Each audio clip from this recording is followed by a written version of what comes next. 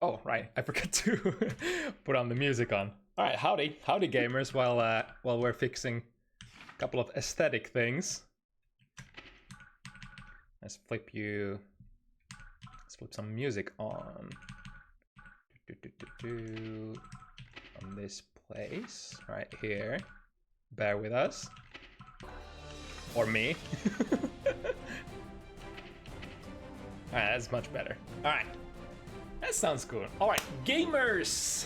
Good evening to all of you. Hope everyone's had a productive fighting game week, and how nice of you to see you once again on this Sunday afternoon. And now we're gonna take you for a roller coaster ride of sorts for the next 3 hours. Lest you are in the know, you are now watching Bounty Hunters FT7, and we are a weekly show match event open to beginners, intermediates, and the boss people alike. And tonight, we are playing 7 matches of Guilty Gear Strive in the first to 7 wins format, the other popular way to play fighting games nowadays, other than double elimination brackets. I am your usual host, QK, and tonight in this broadcast we have with us the one and amazing Ultinate. Hello. Hi. Hi. I gotta say, we have relatively abnormal amount of talent with us today. You know, of course, like, besides yourself, Neat, but also, first in a while, big interesting names like Deknud and Maunuri, but also for the first time, GuessingGame, a godless player who you might know from many tournament top 8s if you're following the European tournament scene. I guess it's like, yeah, that's going to be a really interesting match, I think. And of course, a couple of other entertaining heavy hitters, such as what we have in the number 1 slot here, with how should I put this? The wild animal from Norwegian forests, Bliskke, and of course our very own domestic Finnish madman, YaBoiSpades. Another wild animal. Yes, these two players are. I've been kind of dying to match these two players with each other since they're sort of both raised in the wildest of the tropical jungles, and if there ever was a way to describe their play, it would definitely be wild. So it's gonna be an entertaining first match. And you know, before I talk the other heavy hitters, maybe we should talk favorites here. I mean, I already kind of know what you're probably gonna say, but I am purposely leading the conversation to a direction that I was interested in taking it. Who's your favorites? Who are your favorites, or who is your favorite tonight out of our matches? I mean, it has to be the Alepa superstar, Young Hop. Yep. Of course. It's we got Hoplan there against another really tough opponent. Blessed on the sticks.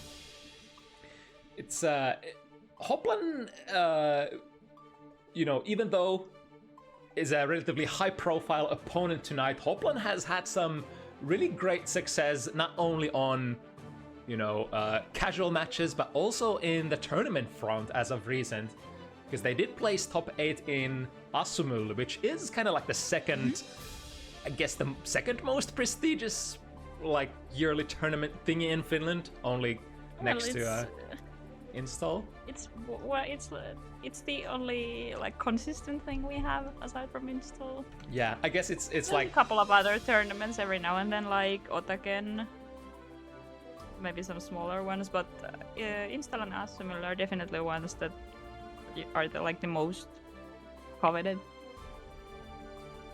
Yeah, pretty much. I mean, it's kind of like the only big tournament, of course, is usually Install, to which we get like lots of foreign participation as well. But hey, tournament is a tournament, and looking at the you know, the whoops, I don't want to play this much. Get me out of here! Get me out of this seat! There we go. The secret sin mirror, not originally on the cards. But yeah, it like looking at the quality of players we had in Asumul is is it's pretty lit. Yours true. Actually, now that I think about it, this commentator's couch here has nothing but players who lost to Hoplan that very tournament. So this boy just ran over both of us. yeah. I mean, what can I say? I thought him too good. Yeah, he's probably like his work ethic and the ability to listen to good advice is unparalleled, which is probably one of the reasons why. He learns super fast. Yeah, one of the reasons why he is doing so well at the moment. What other good things can we say about the card? I mean, you know, Aggu at the end of the card, Slayer, probably like one of the top brass of the Slayer participation. There are a lot of Slayer players. Characters is of course quite strong. Characters. But so is the pilot here. I've never seen. True. It's like when you combine names like Aggu and Slayer, Shady and Slayer, Gideon and Slayer, and whatever have you, the top names that are running Slayer at the moment. Strong character, strong player, very classic combination. Other newcomers, I guess highlight on the slot number 5 we got Froyo making their first appearance, an Ino player from the UK, and the whole slot number 6 is both of the players are gonna be newcomers. Kreikon Sol, representing France, and Gurico Bedman, representing, can I remember or do I have to cheat? I do have to cheat. Flag of Germany they requested on the card. Yeah, so likely their German representation. Yeah, and super cool to see Maunuri as well. You know, Maunuri missed install as well as Asumulu, so it's been a while since we've seen. It's a real shame. Yeah, since we've seen probably the top Kai player in Finland at the moment. We of course don't have too many Kais. Yeah, I think our toppest brass Kais kind of switched to Sols at some point. Like Tothma made sort of a transition from Kai to Sol at one point, and I believe we had at least one other, but I can't remember. Either way. Let's turn our gaze to our indeed first matchup of the evening, which is gonna be a banger, like it was foretold. I love this is usually this would be something we have towards the latter half of the show. Yeah. Today the matches are a little more scheduling is distributed evenly kind of along the show. Starting with this, and then we have Deknud and Maunuri coming up soon, and then soon after that Hoplan and Decoy, and then of course our last big banger. And then there are like pretty competitive matches in between, ranging from, you know, intermediate to rookie. But now Spades and Bliskke, because we've been talking so much about Asumulu, there is actually footage on YaBoiSpades' card straight from the event itself. I think this was in top. It was top 6. Yeah, it was top 6. I forgot how far Spades made, but it was a really good show. He was 4th. Yeah, something like that. Yeah. Which would probably correlate to some extent with my understanding of where Bliskke is standing, perhaps on the Norwegians' power scale. So two top-level contenders for their own regions, for sure. And as we mentioned earlier, extremely wild at that.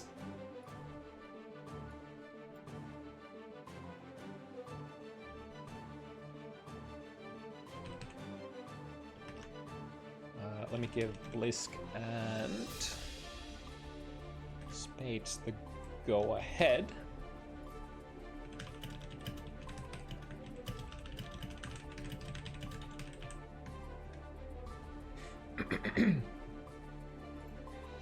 Alright, matchup-wise, Anji, of course, fares fairly well against characters who try to control the pace of the match with long pokes, because unless you have, you know, something that can make him block almost like airtight strings, which is like not very common for zoner type characters, you always have an option to try to gamble and spin. And Sin is of course one of those characters. Like a lot of his spokes reach very far but have fairly long startup. So stuff like Big Driver and especially Elk Hunt is quite vulnerable to spinning. Especially Elk Hunt, because it brings you straight next to him. So you're kind of asking to get a big close slash counter hit starter if you're way too predictable with your Elk Hunts. Yeah, so I'd imagine you'd have to play it similar with Nago Anji, where you try to make him whiff something first or try to guess the start of a Fujin. Yeah, pretty much. It's always against Anji, it's more about when you press rather than what you press. Because as soon as Anji commits to that spin, he is stuck in it for quite a long while and also in a counter hit state, so you can pick your favorite starter. Other nasty button interactions in this matchup are, if we already didn't, you know, shit talk Elk Hunt enough for this matchup, Anji's far slash is actually one of the few far slashes that actually reaches low enough to catch Elk while it's coming in. So Sin's basically favorite neutral skip tool is gonna be, oh my god, using both the deflections. Oh my god! We are locked in, no bursts right from the get-go. All raw, unalterated damage coming in from the next hit. 2B, good mash. 2B is a really great button against Sin. Because it, 2P, like, Anji's 2P is one of those buttons that can reach, like, stuff like hoof stomp coming in from the air, so it works as an anti-air quite well as well. Alright, it was from left to right, right to left. Spades does close it out, first round. Now Blisske with a little bit more of that good old juice on the burst meter. Whereas Spades... Keep his Spades locked down. You cannot give Anji any breathing room, I feel.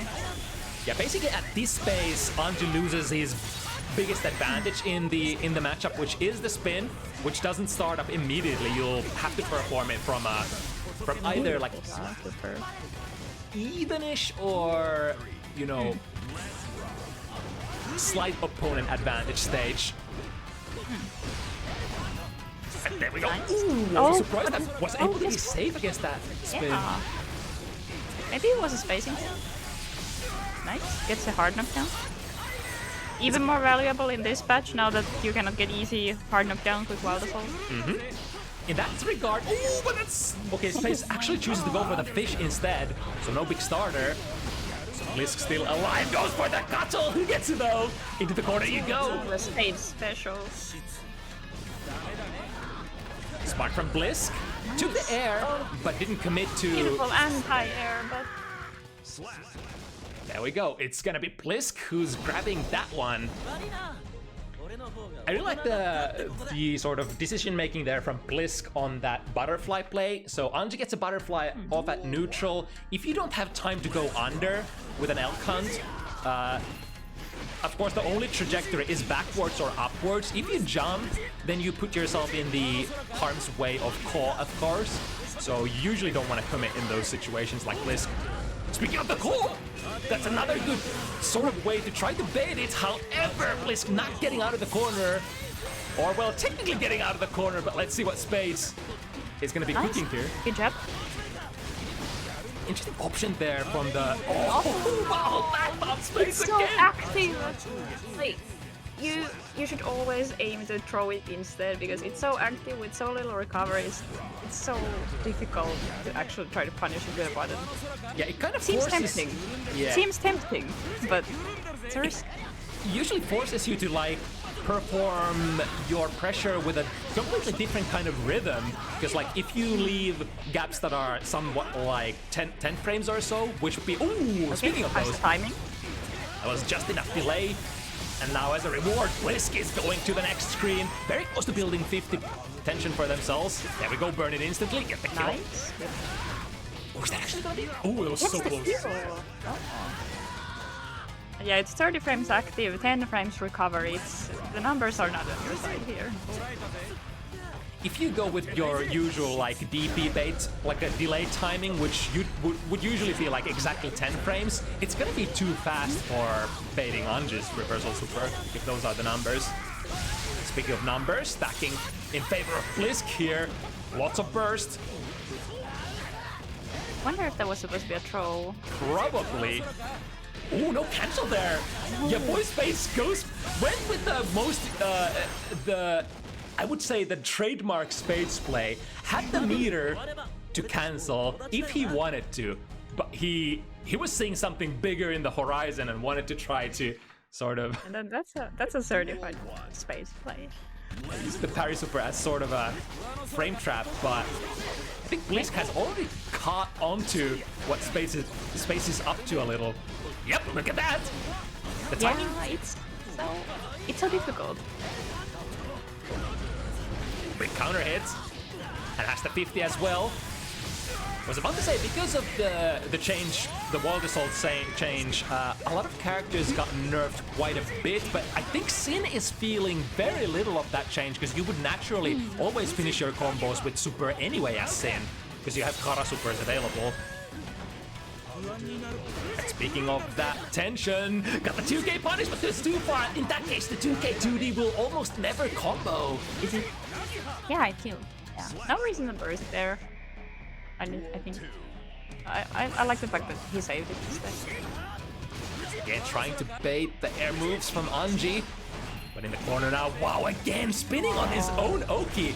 That does kind of make sense, because if Blisske would be... If Blisske would be deeping, you would spin through that and punish with big numbers. But now the one who gets the big numbers once again, Blisske. Waiting for perhaps the YRC. Maybe perhaps the super. Okay, his friend's waking up with a call. Oh, it's gonna be big. Heart bait there. Blisske right, ready to take it. I think I saw a spin, so there's a lot of things that could happen here. Wait, oh! And again, there it is! That's why, I think that's exactly why, why Spades has been spinning on his own wake up, just waiting for that DP, because it moves you behind Sin and makes the shot whiff, so you're just basically having an open punish scenario there. Bonk, get the fish overhead and combos with the use of the butterfly. Ooh, Hujin working as a makeshift anti-air there. But of course, Sin doesn't have the deepest hitting jump in normal, so very often getting accidentally anti-aired by stuff. Frame trap, and that should be an easy kill. There we go, Spades slowly warming up, perhaps. Stagger pressure here. Nice movements with the very traditional instant bear backdash jump heavy. One of favorite tools of not only Blisske, but also many others in players as well. No Kara super there at the end. Nice. Good about it. Now opportunity for Space. Ah, missed that meaty there. Was probably hoping for a close slash. Wait, what? Interesting. What happened? Did the spin catch the wire? See, I think so. So catching that, so forcing Spades perhaps keep up spinning until the butterfly comes down. It's a very interesting interaction there. Nice. Good spin. Good spin. Not the cleanest. Ooh, but setting up perfectly for a goal. Trying it again. And Blisske not ready to punish in time. There we go, that's in time though. Nice.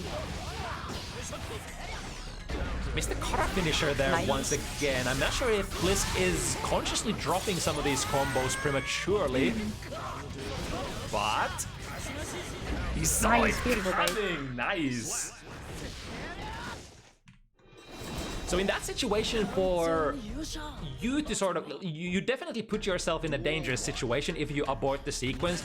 I think Blisske went in with only Elk 1, which is -8, but was basically hard banking on Spades wanting to do the wires. I think Blisske actually combined that with an RC, so it was not that big of a risk that time. Damage again. It's a lot of damage. Nice. Just 2p, one of the buttons I've ever seen. Went for the hard bait again, but Blisske feeling completely safe, holding onto that burst with this massive life advantage. There we go. I like how Blisske is using the back jump KS to catch the spin or the Fujin startups. I think it's like one of the safer options for Sin to actually bait some of the, you know, the threatening spin stuff and what have you. Yeah. Ooh, nice frame grab on the 2P. Spinning out of the corner, back into the corner. What's this? Damn, I think so. Spades is following up with the RPS here because he's been using Kachol Hugetsu after the minus frame so much. At this point, basically banking on Blisske just not taking their turn. In fear of the parry super, perhaps. Nice, perfect delay there. That's gonna cost Blisske to take the round. That is a complete manual delay between, you know, saying special into special. Usually, like, you can perform your follow-up special airtight, which, of course, wouldn't catch the opponent even if they're mashing. So Blisske had to go for a manual timing there in order to catch the timing from Spades. Trade definitely in Bliske's favor there. Pushing the hard knockdown. And there we go, the power of the 2P! That 2P reach is so far and so high.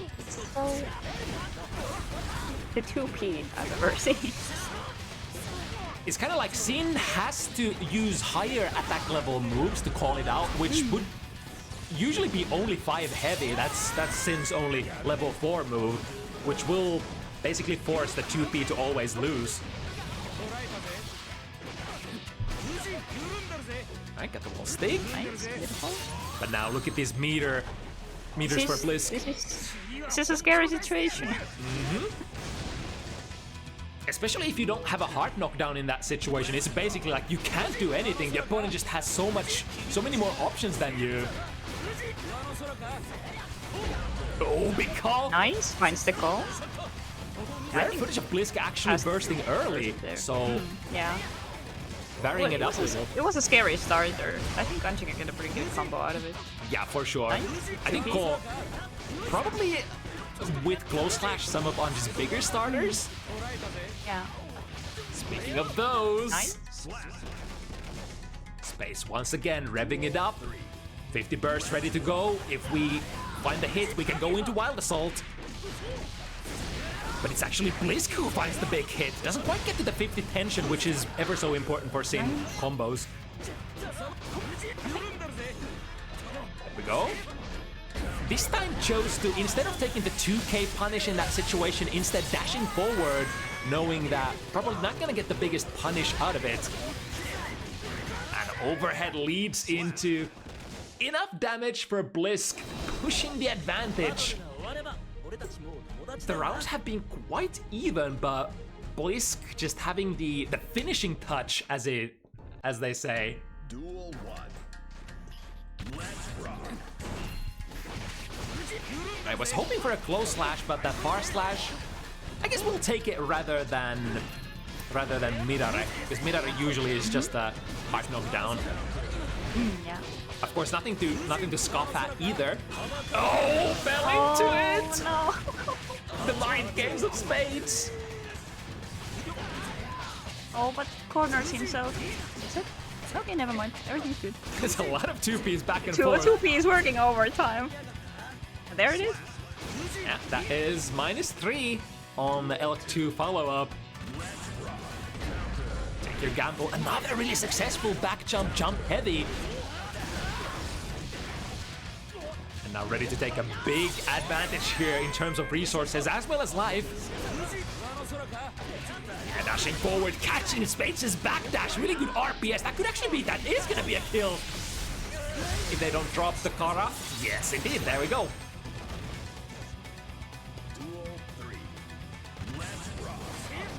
Starting to be very important this round for Spades. Nice, getting a close slash, perfect. Nice, yeah, good. Great combo. There goes half of your life. Anji is, after all, one of the heavier damage characters in this game. Was able to actually backdash out of that Fujin. And a close slash again. Yeah, Blisske knows the game was up there. If he doesn't Bliss, if he doesn't Blisske, if he doesn't burst. If he doesn't Bliss. If Blisske doesn't Bliss. That was a very convincing round. Yeah, 2-touch basically. It was, I think all of those starters were close slash, out of which one Blisske did burst. But then, you know, it is the 60% life. The first combo led into 60% and a positive bonus, and the next hit, yeah, you're going down.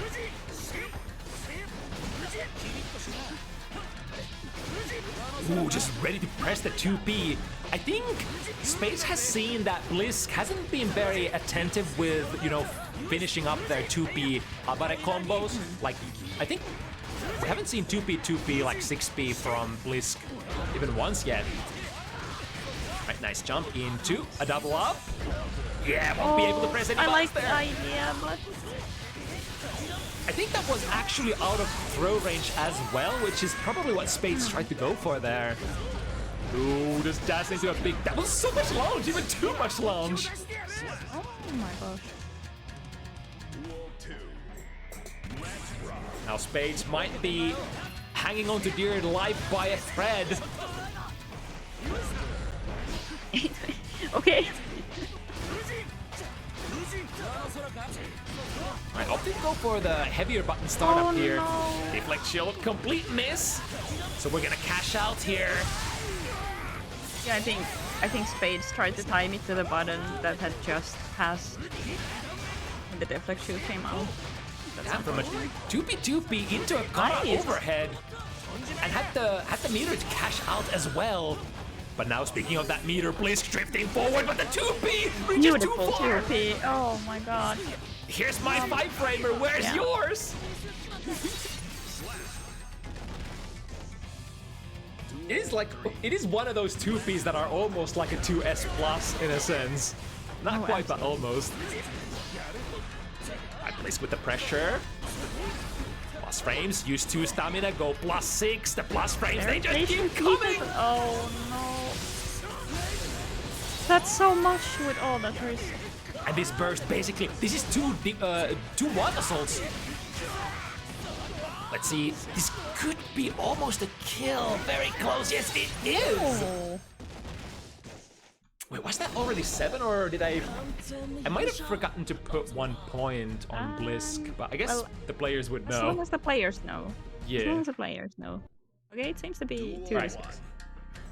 Didn't make a mistake. But now Spades in a very uncomfortable position. No more room for errors. And I guess when you play wild, you will, by definition, have some errors here and there once in a while. Right, with the safe jump.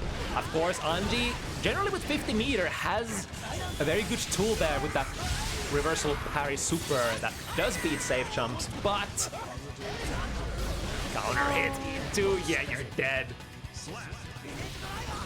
Blisske pulling through with the first set point here. Nice wave punish. I think that was the spin startup, I think. Okay. Punish and rain. Punch and tick throw.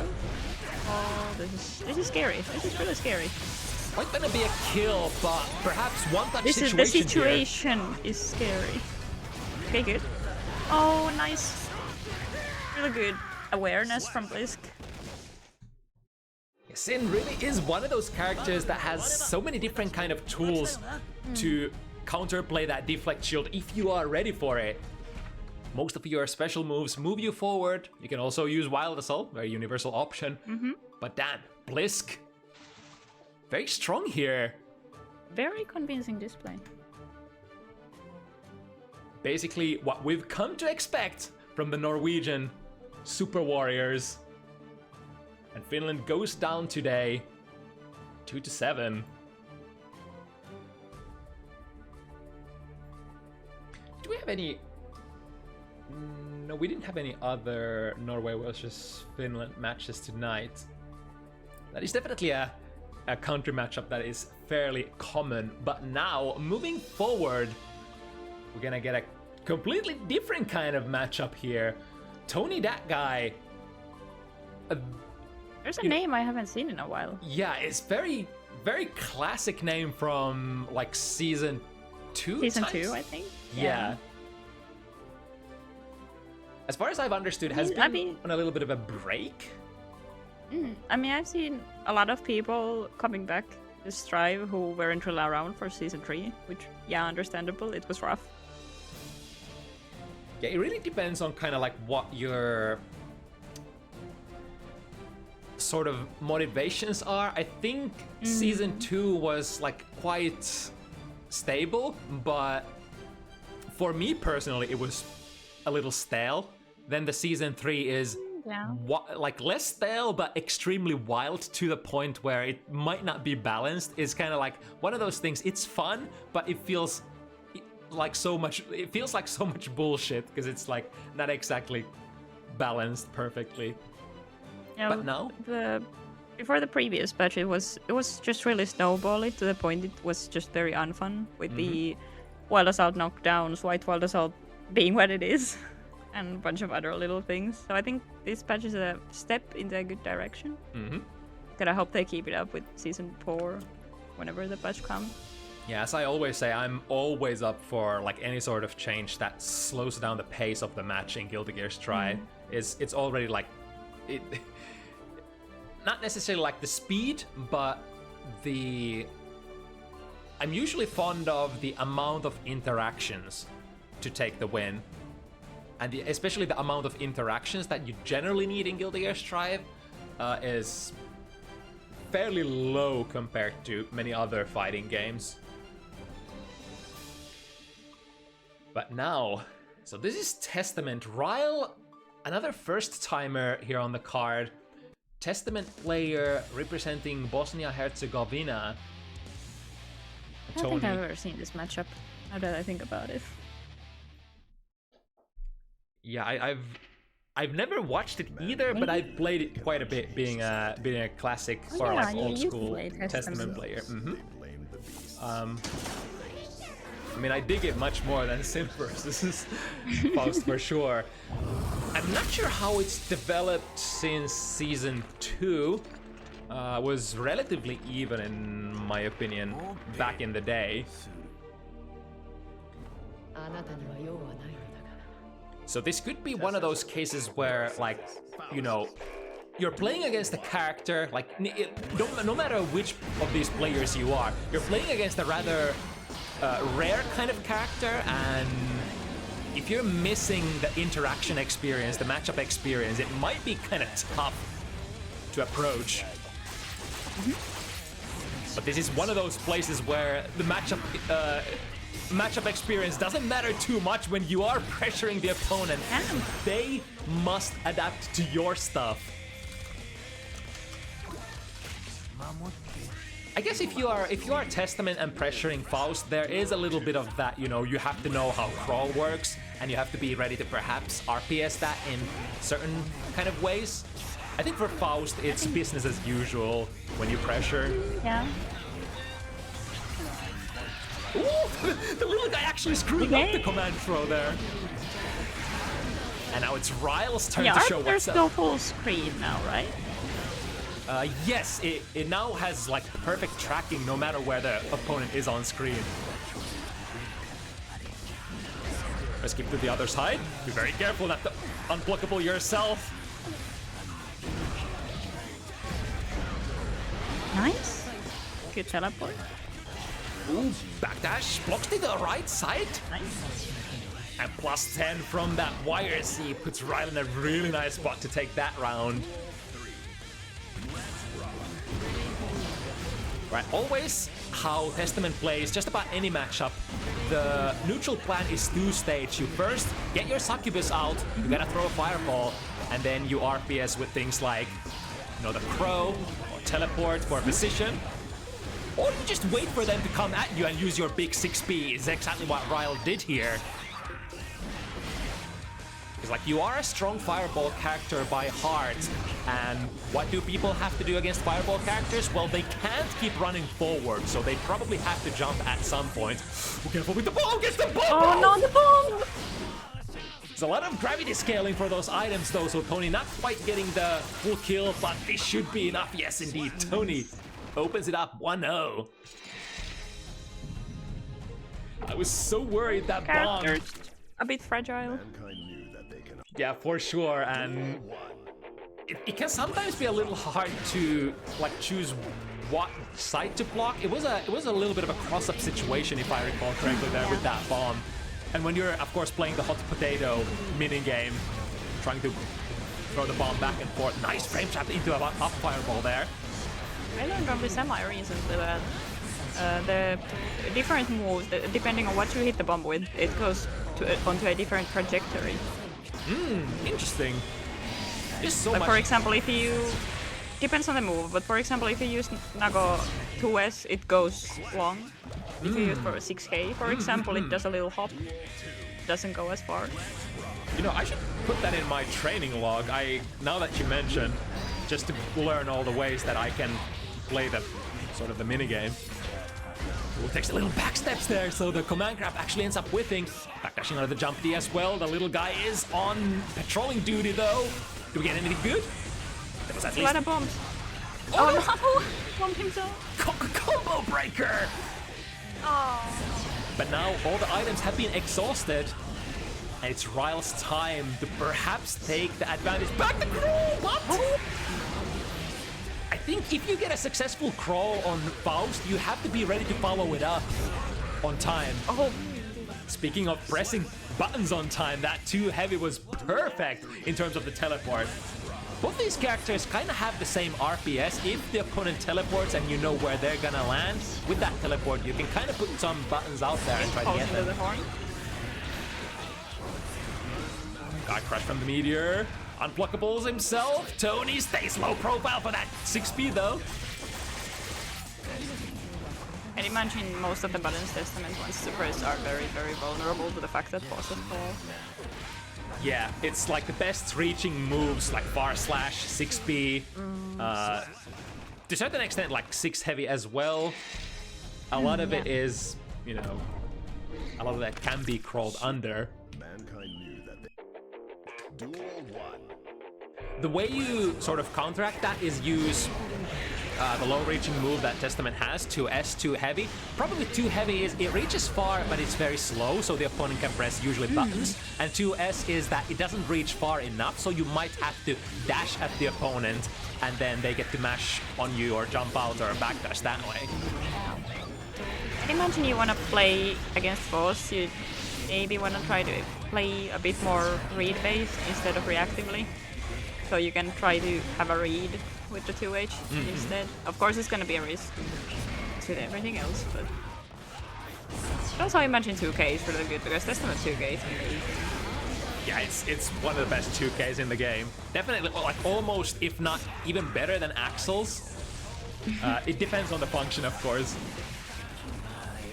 Okay, it was just a corner, but nice. Ooh, where'd the crow go? Still was able to. So let the crow rock, and it was still preventing Tony from acting out of the teleport.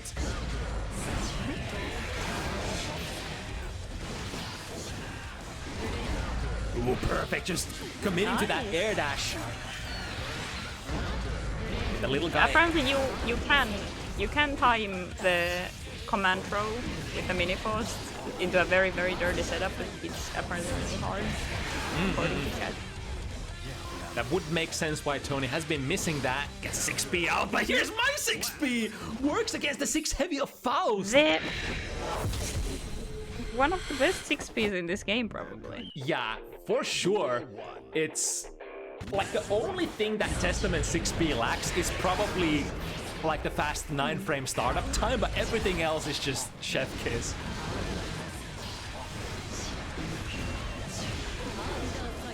Right, goes for the overhead instead of sending the crow. Rile has been I wonder like... if that was punishable without YRC. I got the stain pop. Tried to combo into it, but perhaps a little late. You guys feel like holes. They want their gold burst back. Nice shimmy. Fortunately, was already committed to that jump heavy. The 6P is gonna be thrown by the forward drift. And now, are we gonna go for OTG close slash into? Yeah, it's gonna be on landing recovery. Perfect timing there.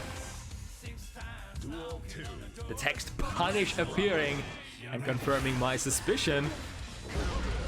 Big counter hit, or I mean, as big of a counter hit as Faust combos can be. Faust isn't really known to be. Oh, whoa, that thought!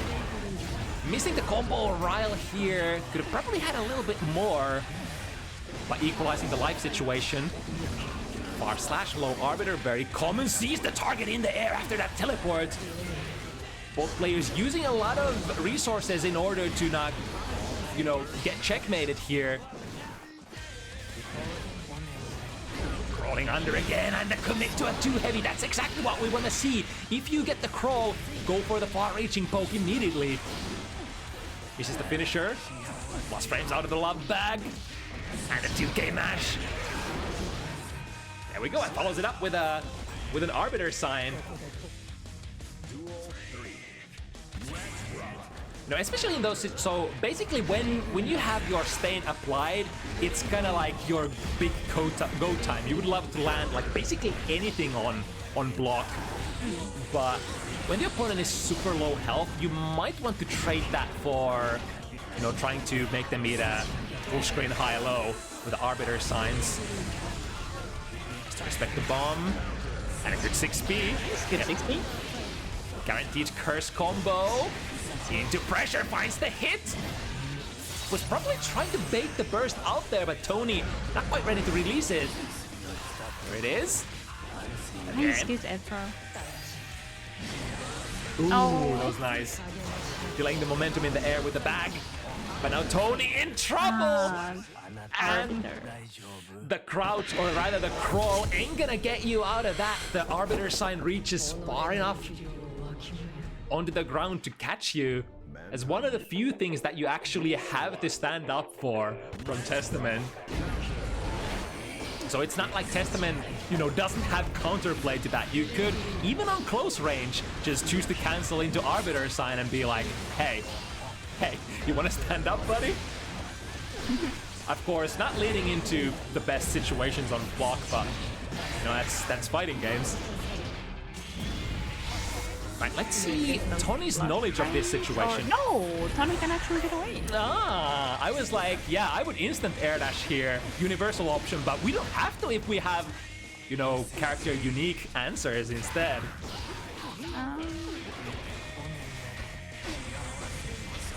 Frames galore, close slash. This is, of course, a character who has one of the few minus on block close slashes for a good reason, because, you know, Faust isn't meant to be like the strongest pressure character out there. Yeah. But you can still definitely run with close slash, because you can frame trap out of your close slash. That would be the threat. There's the overhead cancel, very close range. And again, basically prompting Tony to stand up. Stop doing that. I don't like that. I don't like that. I wonder if that was actually punishable in terms of frame data or not. Look, very interesting. Oh, nice. Good teleport. Oh, but doesn't we get anything out of it? Oh, tried to go for a very fancy shimmy. But the tornado was a little too slow to hit there. Very brave 6P, considering that you lose the upper body invulnerabilities with the death throw. Yeah, basically just trusting or banking on the big far-reaching hitbox of the 6P, which is, you know, arguably one of the furthest reaching, or rather one of the highest and furthest reaching at the same time out of all 6P hitboxes. It goes pretty far diagonally. We are gonna get the wall break here. Wall break. Massive life They will advantage. be baked soon. That was so good. Tony dashed under, didn't let Rile get those air fireballs out for free. And there's so much Afro to go around. Pretty cool, getting a free Succubus on the board. Pressure. Corners themselves. Oh, this is... The good Oh, it news, still picked it up. Oh. good news was we We sustained long enough to get rid of that afro. The bad news is we're now in the corner and Tony doesn't let that slide at all. Right, neutral trade, drilling down. Ooh, was able to invite Rile into it and get them to pick it up. Now who gets the horn? It's gonna be Tony. Oh, was still in recovery. And the crawl. And there we go. The crawl. The crawl. Activates the little guy. It makes my skin curl. I hate it. That was actually kind of good choice there, going with the 5 heavy, which has a very good protected hurt box. Just not reaching far enough. Pro is nullified. Okay. Big guarding here from the little Faust. Rile just doesn't get to Actually, do fucking anything. negative penalty. Oh no. That was an item round. Certified Faust round. Yeah, it's like, what can you do? You had a little bit of like backwards momentum trajectory, and then Faust just keeps throwing such good items that you have to keep walking back. You can't go forward, taking the negative penalty, and then even like, what was the nail on the coffin there? Dirty stuff. And even the love back is still active and preventing Rile from getting the fireballs out. Right, we finally have a succubus. Nice. I get to do something. So there's a little bit of a choice. If you have the curse on and you land an arbiter sign, you can either try to combo for a little bit of extra damage with another arbiter sign, or to set up another sort of quotation guaranteed curse. And I think Rile has been very active for trying to cash out on those conversions as much as possible damage instead of the setup. Right, into the corner we go. What's the pressure? Nice backdash! Oh, the Shimmy then! Even if Faust, not the best pressure character, was hoping to Okay. kill next. What's happening?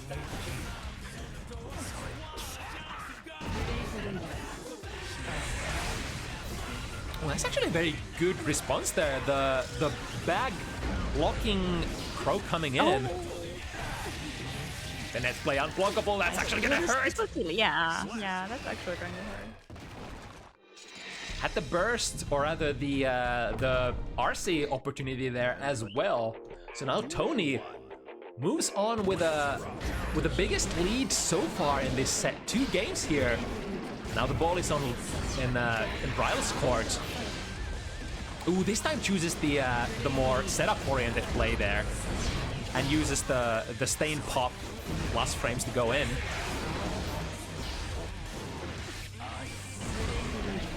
Might keep the Sakubai on board. Nice. Oh my god, crosses up, that was so dirty.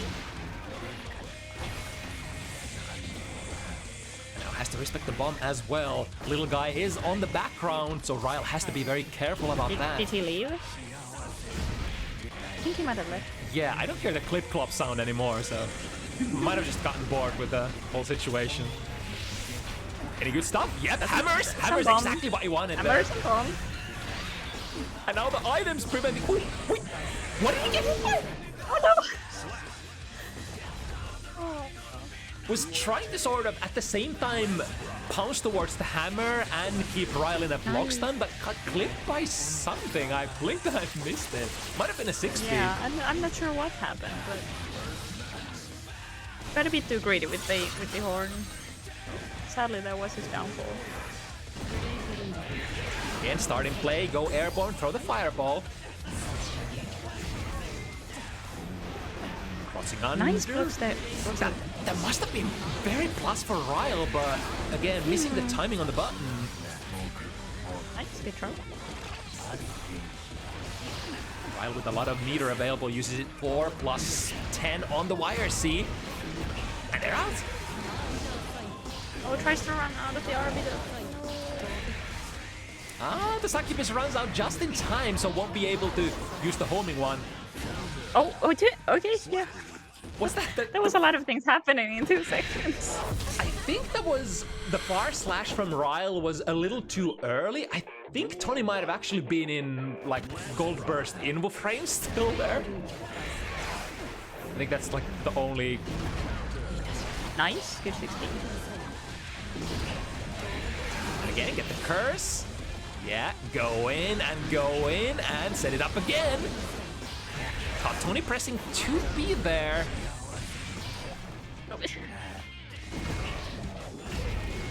Ooh, straight into glow slash. Tony knows it was gonna be, the jig was up unless I burst. And since they had some amount of meter to spend still, especially on the funny stuff, the item super, getting some value, not too much though. Ooh, nice whip punish there with the jump 2K. Luckily the angle not really favoring a big combo. Oh, the 2K, nice. Very little life to spend there. So a really good opportunity for Rile to bring it even again. Tried to go for a 6-bit, but it was a little late there. Jump 2K from Faust does hit very deep, very fast after all. Two. Oh, wait, was that a combo drop or a setup? Interesting. Oh, the little guy as a combo breaker. Now I understand why Tony didn't respect that. Into a bombo. Oh, used to burst there, able to avoid the explosion and the horde. Rile has to be really careful here. Oh, the overhead. Deflect shield. I don't know how I feel about the deflect shield, but it did build if it works, it works. Yeah, it did build enough distance where Rile, if they wanted to engage immediately, would have to throw a fireball, which isn't like the biggest primary threat, or then would have had to dash forward, which is exactly what Tony caught there. And the wall break. Yeah, you're not the only one who has the big... Nice, just grabs him out of it. Tony with so much tension available and full burst as well. Super PRC! Caught Rile pressing something on the recovery there. More items. One of them was, yep, that item. Oh, the meteors. Oh, the 6P again. The battle of super strong 6Ps. Here it comes. Oh, and the guard crush on the Afro. Wow. Yeah, despite who picks up the Afro, it's usually there's gonna be quite a lot of value for the Faust player for that. If you pick it up yourself, you have access to that Afro that is kind of hard to evade because it grows in size, and if it's blocked, it's basically your free card in. Right, swinging the 6P again. Bomb is in the middle. Now Rile. Oh, get on. In the recovery of that Arbiter sign. There we go. One more hit. Tony willing to burst here. Maybe a bit of a hero burst, but I can respect it. It's gonna be tough. Able to, yeah. If the good news is was able to get the burst out of Rile. Yeah, yeah.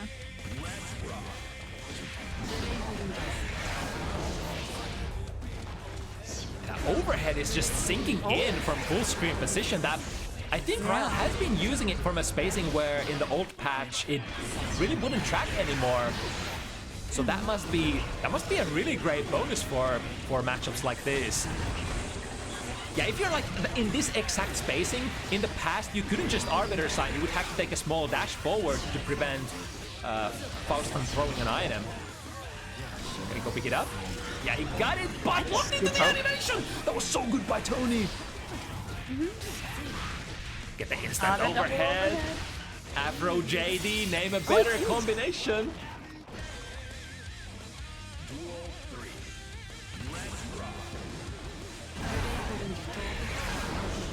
Curse has been applied.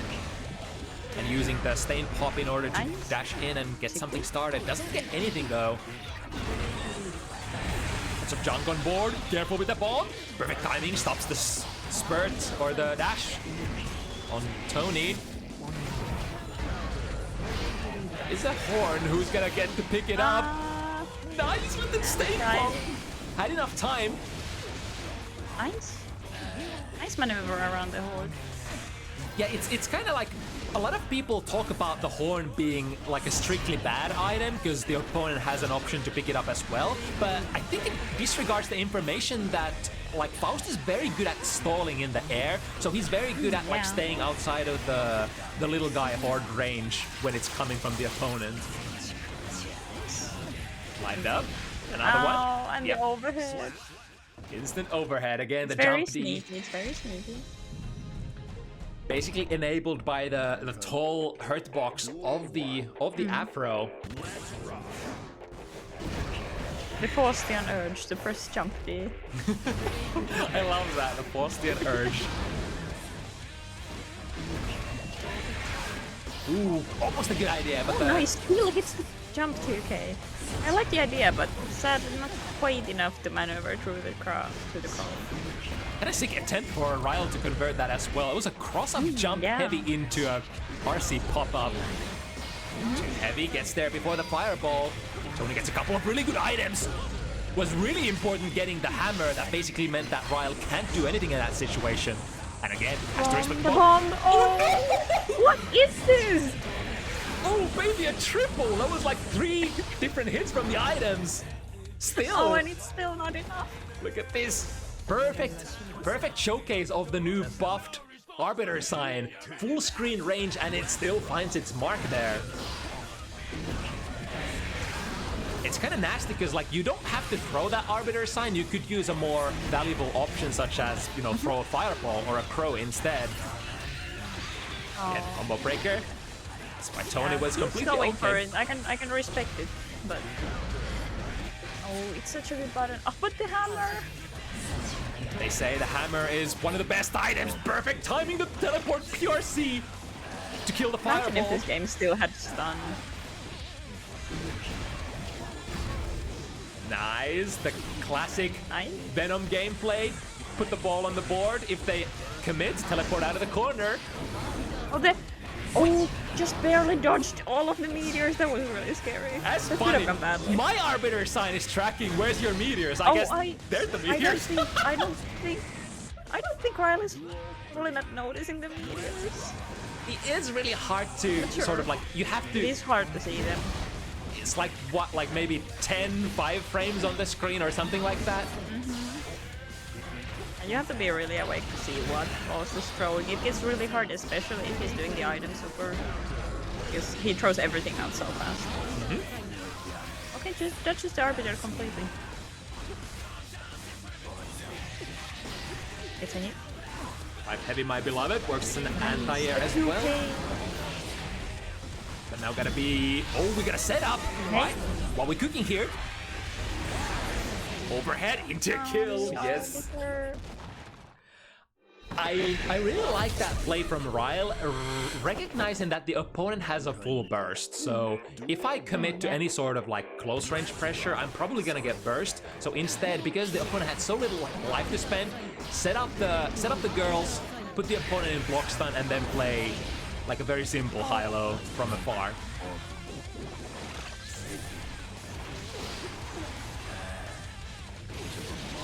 Now, Nice. hit confirm into mix. Actually gets the wall break. Oh, that's great.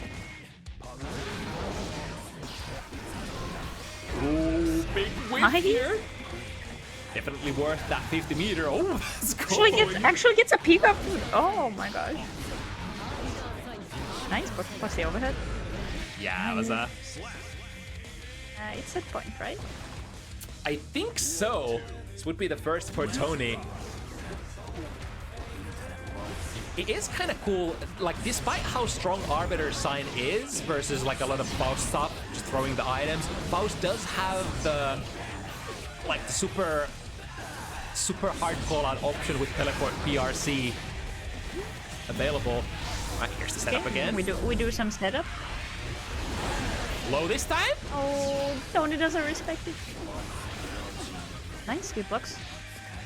Oh, nice. Yeah. Nice 2K above it. From that range, the 5B, I think there's like no way of making that safe at all for Faust players, and Rile recognizing that. Dip range too heavy. Okay. Amazing delay. Oh, that was so good. Recognized that the Afro was coming, so switching sides is completely nullified. Now Tony lacks the 50 meter, can't use the teleport PRC here. As it now, in case Rile gets out. Oh, but doesn't account for the tiny dude. Okay. This looks dangerous. Tony is This is getting dangerous. Oh, the overhead. so much meter. Luckily for Gets the guard Rile. crushed. And hover out. Nice, good match, good match. Oh, these arbiters have really been a pain in Tony's ass. Oh no! Oh, actually outruns the arbiter, what? Help, little guy! Able to outmaneuver for now, but I think if your projectiles touch Faust... Holy- Comes the backdash! Damn, I didn't even realize it was activated. I was about to say that if Rile throws a fireball that lands around where Tony is standing, it's gonna activate the little guy, right? And I think that is what happened there. And after that, like you have to chill for a moment. You have to fight the urge to backdash or jump out while the little guy is coming. But that was a tough situation. Good play either way. Rile fighting for that set tooth and nail on their debut match on Bounty Hunters. Good stuff. Good stuff, good stuff. Cool to see that matchup for the first time in such a long while as well. Okay, what do we got next? More big boys matches coming. This is gonna be Deknud versus our very own Maunuri. Deknud needs 5 more minutes to start the ladder event. Gotcha.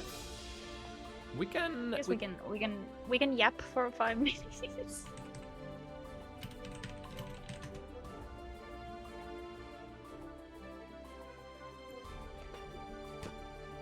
So, speaking of that, Deknud is of course one of the more active tournament organizers and event organizers in the industry. I think started out more as a, just a competitor. And then eventually, if I recall correctly, Dek at one point had sort of a period where they were a little conflicted with like their status on like how they enjoy the game. And at around that point, I think if I recall correctly, I saw Dek gravitating more towards the sort of the community role, and has done a lot of really good stuff, helping, in terms of like, for example, the novice streamers community or novice strivers community. And Deknud does a lot of really good job for the community, and like with all the events that run bi-weekly, like there's the Striving for Glory, Striving for Progress, and then they help around with a lot of other events too. It's really great. But it's one of those cases where you definitely should not count them out, because Deknud is actually a very strong player. Like a player who's capable of reaching the sort of the better side of the 2K ratings if you wanna go with the numbers. So one of the better or part of the top echelon of the community for sure as well, and on many characters too, because I've seen Dek run so many different characters. This would probably be the first time I see Dek on Sin. Yeah. That's another. I've seen them on. I think they were on Jacko at one point. I played a mirror set against their Nago. I think there's some other character I forget. Definitely one of those players who are capable of potentially playing a random match, and they have played quite a few random matches on Bounty Hunters successfully against many other top, random competitors such as like Carrot of Wisdom and what have you.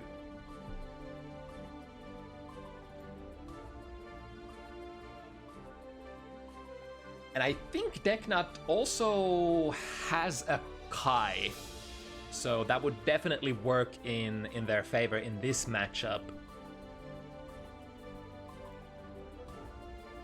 Just straight up matchup wise is gonna be fairly even. The classic Kisk family, domestic violence kind of a thing.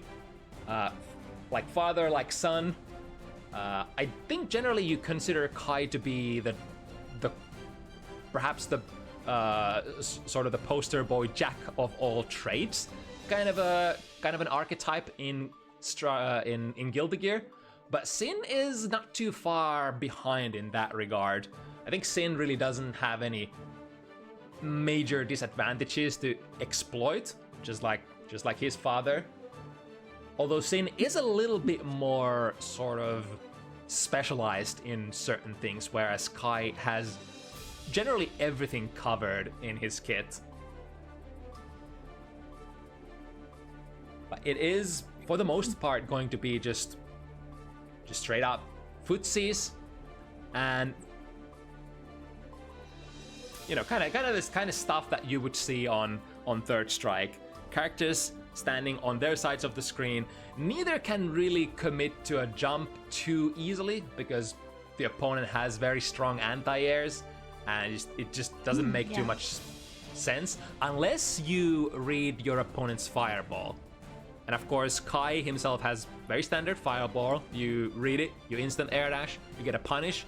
The most common RPS situation of fighting games, starting from the, you know, Street Fighter 2 era. But Sin also has tools that can be considered kind of like fireball functions, like Beak Driver. If you jump that move, long recovery, very easy to get in with an air dash. Even if you miss like a far slash, could be considered the same kind of thing. You know, you go over with an air dash, get there, punish.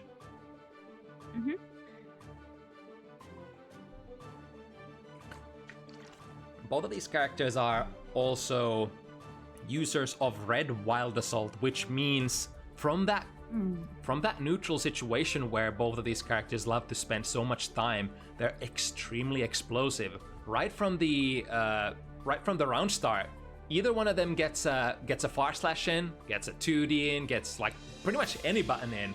It's probably go time, and it's also probably wall break time immediately.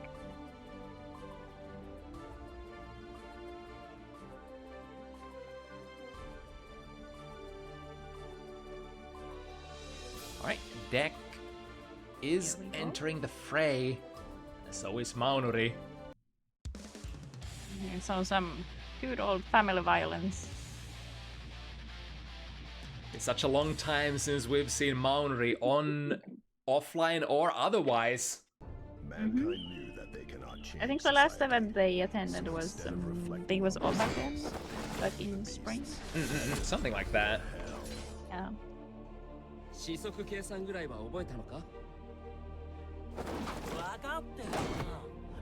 What's a rhythm thing?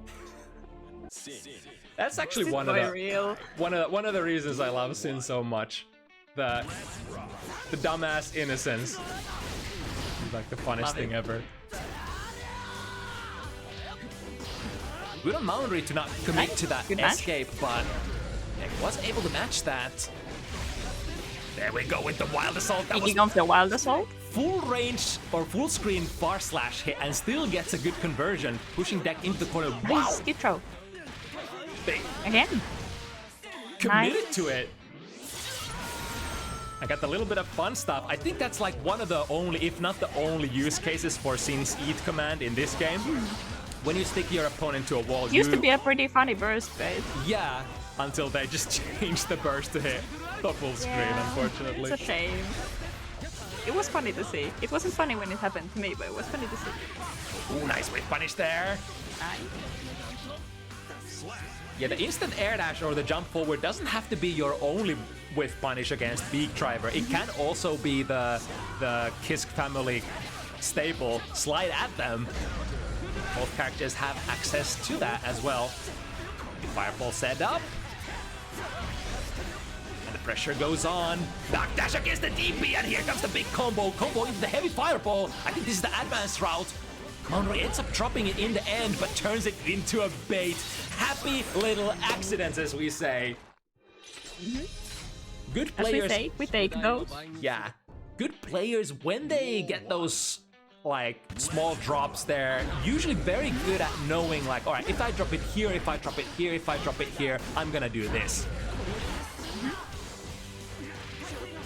Nice, good throw. The safe jump, yes, also safe Wait, against the gold but burst. oh, the -2 gold burst dice vision. This is -2. It's disgusting. Ooh, I like that. So the 2 escape options, the air dash out. I think Dek already committed to a double jump, so the jump D was the only way to get out of there. And now with the wall break.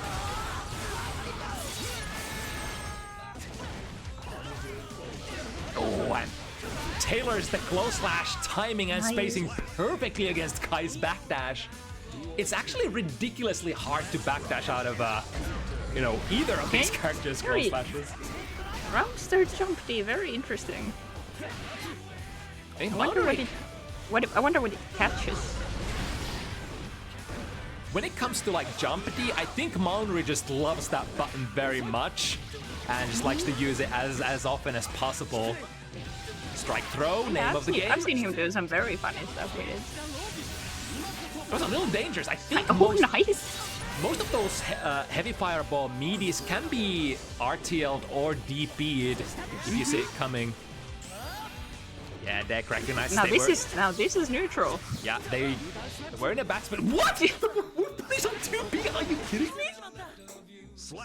It would have been even crazier if that actually converted, but I think the only way to convert that would have probably been like RC, like red RC.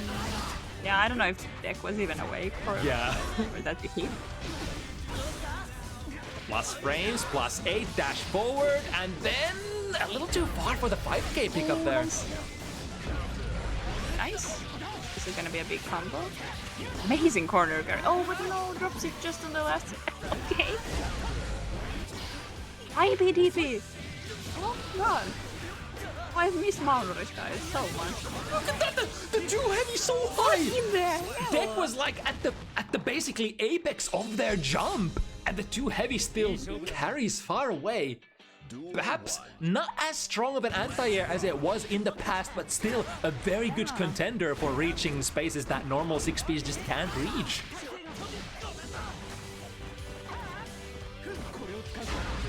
Ooh, Dek is so awake here. That's really fake. Don't let them get away with it.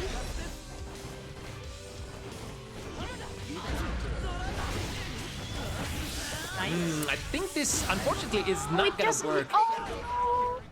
I thought the wall was a bit closer, so it would have worked. Yeah, stands up to block that, and without electricity, it's gonna be quite minus for Kai. Nice, I got this too. RTL, the Kiss family special. Half screen, or even further, we got the wall. Nice, good throw.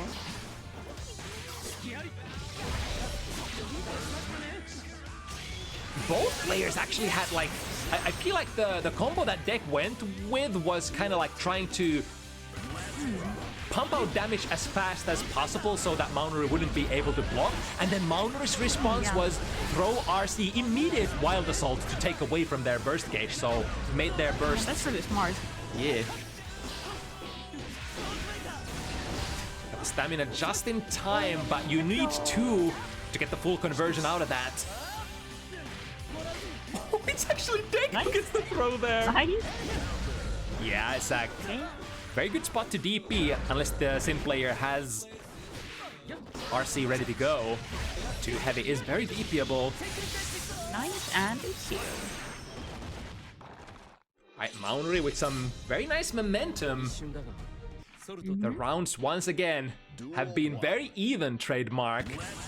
But the last touch is usually the little bit of a difference that separates, you know, what's a good analogy?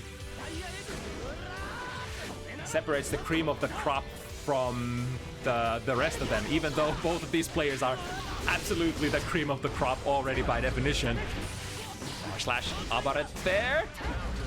And now we can't block the second hit, like completely free of any worry for the RPS follow-up, because Sin no longer can cancel it on block. Ooh, nice, catching backdash. Again! Oh, but well, continuous pressure, so it's fine. Oh, we just... Well, we are safe. Maybe a bit too trigger happy with the backdash at the moment. Nice. Running down. They have burst and they have meter, so you're gonna be a bit careful. Burst. Yeah, it's like in that situation when the opponent has full burst and 50 ready to go, it's like they could do so many different things. So Deck basically chose the safe path, which then ends up being the more dangerous path if the opponent indeed does try to wiggle out. Right. Nice. Shimmy. Watches the troll. Oh, the people's elbow.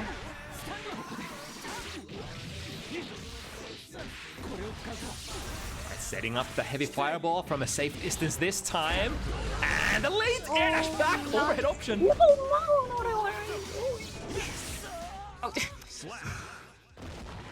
Was that? Yeah, I forgot about the Maunuri special. It is like if you land and the opponent is producing a strike on your landing frames, it does get punished. However, if you are late, then of course the opponent can always fire the DP in the end. But drive-by flip kick there. Not sure what the frame advantage was. The Maunuri has a lot of meter. Here we go. It's such a common option. I wonder if the ID was on purpose or if Maunuri was just turning it. Yeah, completely possible because RTL is kind of like a not really a 360, but very close. Circle.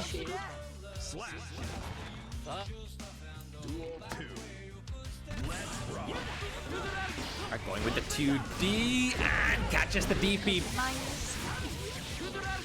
Maunuri going with the hard path again. I think it's like one of the more optimal routes if you go into the heavy fireball. Uh-oh. Yeah. Ooh, that would have been a kill. Deck gets away without having to use the burst. However, they might have to think about it here. Wiggy wiggy. Right, Okay, nice. hit. Finds a good hit. Oh, what drops it? Unless. For the response from Maunuri. Tries to jump over. Yeah, there was the 6B. I like the bait.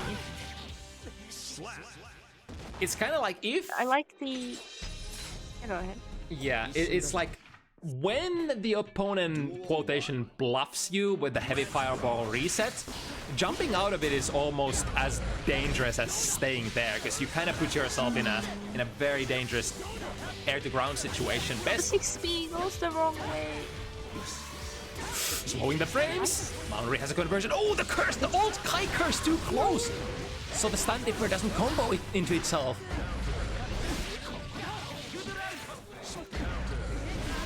Nice.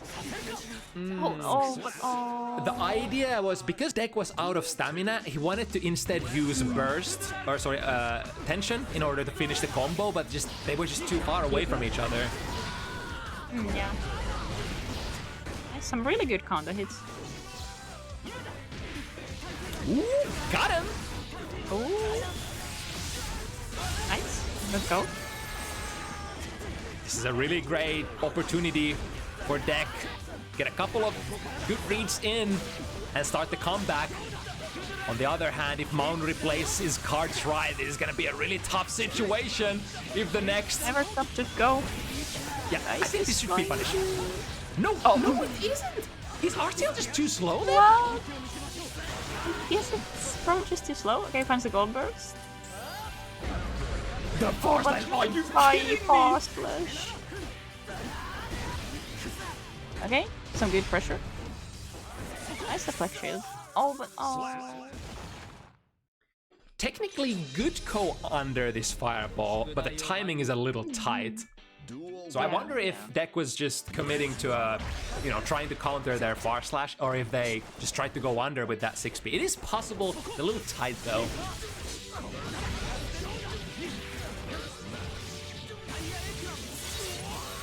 With the wall break once again, Maunuri is basically on fire. Perhaps on lightning. Yo, the jump D? Is that an L count call out? I think the first one I've ever seen of like those. Alright, good trade for Deck. Good trade. Here it comes. Got the back. Nice, Fishy back there. And this time the 5k reaches. They had problems with that combo earlier in this set, but now at the perfect spacing. Over? Nasty little over. I think the hoof stomp, the best, sort of, the most dangerous situations you can create with hoof stomps are actually not from the heavy buttons that they're usually done, but from like light buttons and as a like a raw poke. Because around those times you won't be expecting them. Oh, absolutely. Right, Wild Assault, we're gonna get the wall stick. Damn. Damn.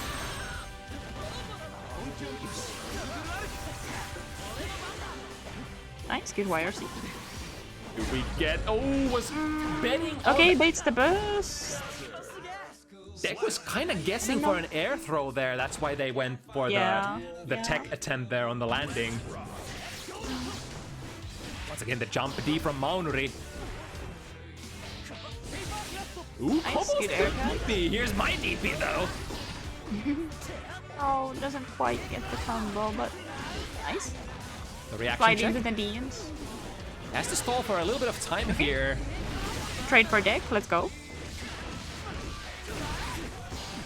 Drops in Doesn't the quite get the wall stick, corner. but oh, Maunuri still has to respect most of this. Very late, drift forward, PRC. Nice, that's the classic jump back, jump heavy. Maunuri tries a big Figure that gamble. killer burst, tried and true. I mean, if there ever was a moment to try to feel yourself is when you're on the last pixel and the situation is 6-0. So, you know, don't want to take any pleasure away from Maunuri. There was an attempt with the big plays. But that means Dek is now on board. Let's see if they can keep up with this pressure. Again, combo into the heavy fireball and the heavy DP as well. What is this combo? Holy. Perhaps empowered by the new changes where, you know, they took away all of the inbuilt frames of jump or the heavy DPs, but they made them combo much better for characters like Kai and Sol. Yeah, or like they do less wall damage now, so the combos last longer. Yeah. Although Kai got... did they patch the bug out already where they accidentally halved Kai's heavy DP active frames? Yeah, they patched it like 2 days ago or something. Okay, yeah, I missed it. Not that it concerned me. And then what was the other? It was something about Axel not being able to time stuff Right, up with Tornado. Yeah. Alright, the quick tap on the overhead. Maunuri is on set point again. However, Dek almost with full resources, straight forward with the 5k. That was such a good read. He's 5k. He's 5k. Oh my gosh. And the DP to close it out. That was the one read that you can prevent that drift forward. You use your fast K button. So basically, if the opponent goes for the drift, they have to meet your button. They can't even DP, I think. But if you press the K button, you're very whiff punishable. So Maunuri engaged in that little bit of RPS game there. Got the right read. Dek just drifted straight into that 5k. And the rest was history.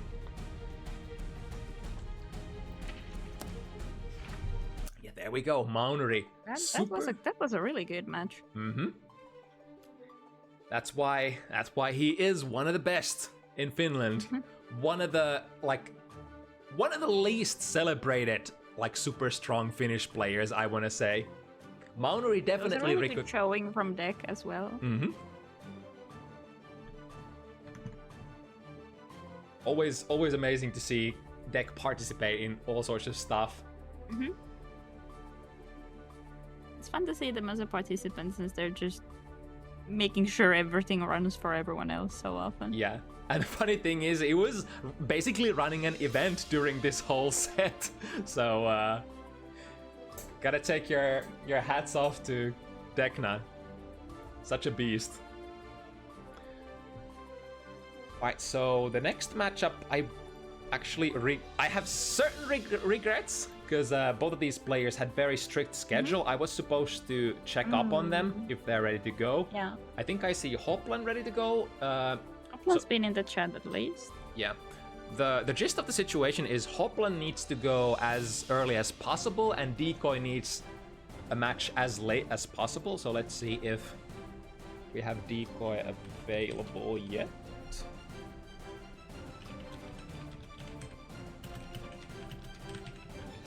Return of the Alepa superstar, so true.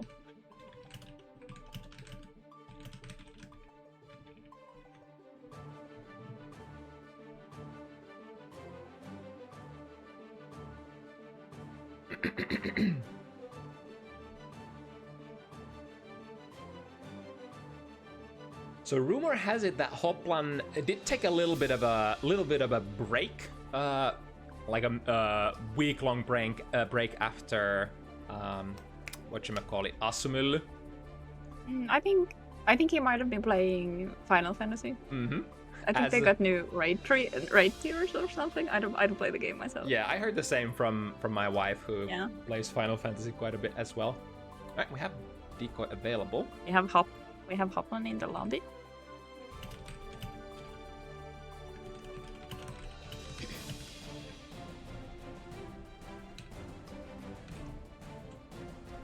And of course, I think it's like when you complete an event, like a tournament that you've been practicing for really actively for a long time, I think those are like the best moments to give yourself a breather and just take a step back and go for a little bit of a holiday, and then come back like maybe after a week and start the grind again. Basically, to not burn yourself out too much is one of the most important things to sort of micromanage your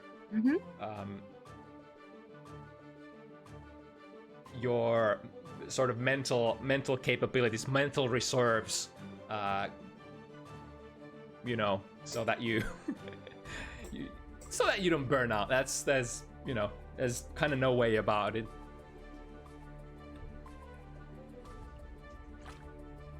And of course, it's a very common like psychological kind of a hook for humans. Like the more you work on something, the more you start wanting something, and when you don't achieve something, then you usually like feel a little bit disappointed, which of course is very common after a tournament. Only a handful of people can be the best at a particular event. But now we're gonna see who is the best today. Hoplan Nagoriyuki versus let me see, wrong names, Decoy Snell, Jacko. Finnish memes best, or maybe, I don't know. Duel 1. What does it even mean? It's just a skippity frog. Plain and simple. I think this is a bit of a difficult matchup to navigate for Nago, but let's see if Hoplan has what it takes. I was giving him tips earlier. Would usually say that Jacko is probably one of the better characters for abusing high blood Nagoriyuki. Let's see. Is this a safe jump? Oh, it was not a safe jump. Or I think Decoy was pressing something for blood management. Oh, it's so nasty, the overhead. The fast overhead from the whiff first hit of DP. Yeah, you kind of have to react to the prospect of the overhead coming, but it doesn't necessarily have to come, because you can choose to go for it or not go for it. Jens? Oh, misses it. It's fine, he's not gonna fall. You sure? Did you do the math? Oh, I did the math. Alright.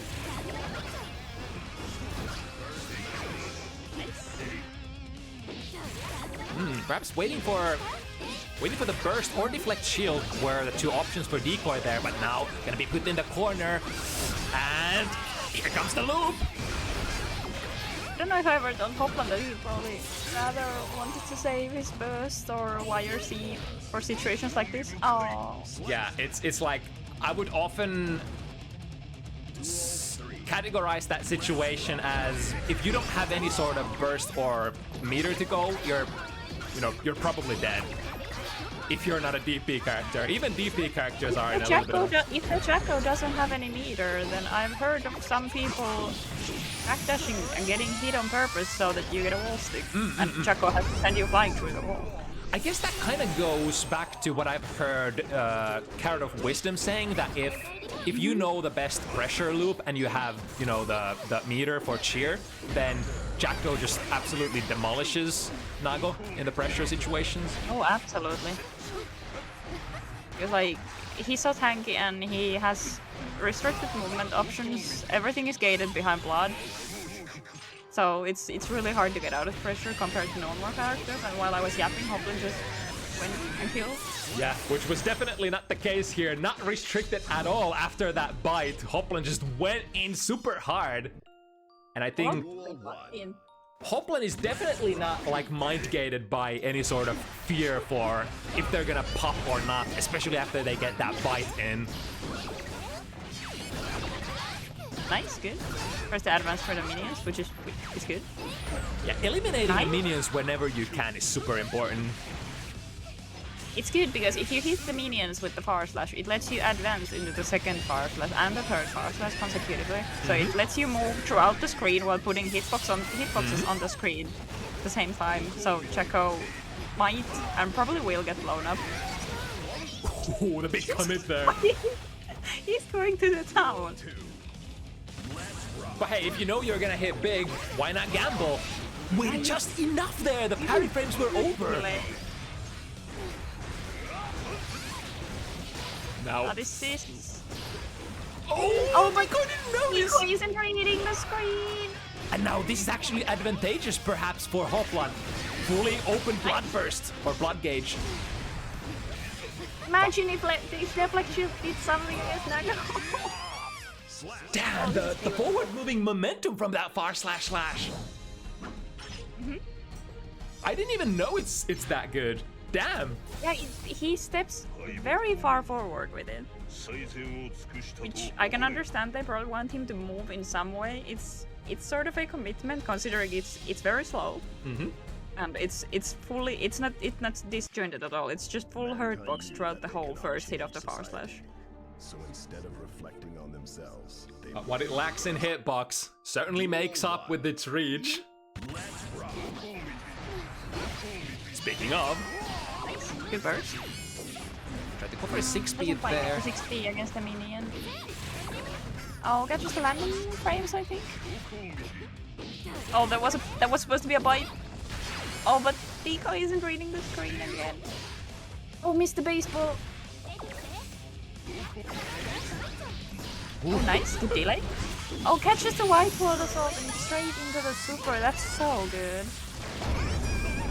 Would that baseball bat have actually killed? I think so, right? I think it might have. I can't remember how much HP Decoy had left, but I think it might have actually killed. Yeah, it's like Nice.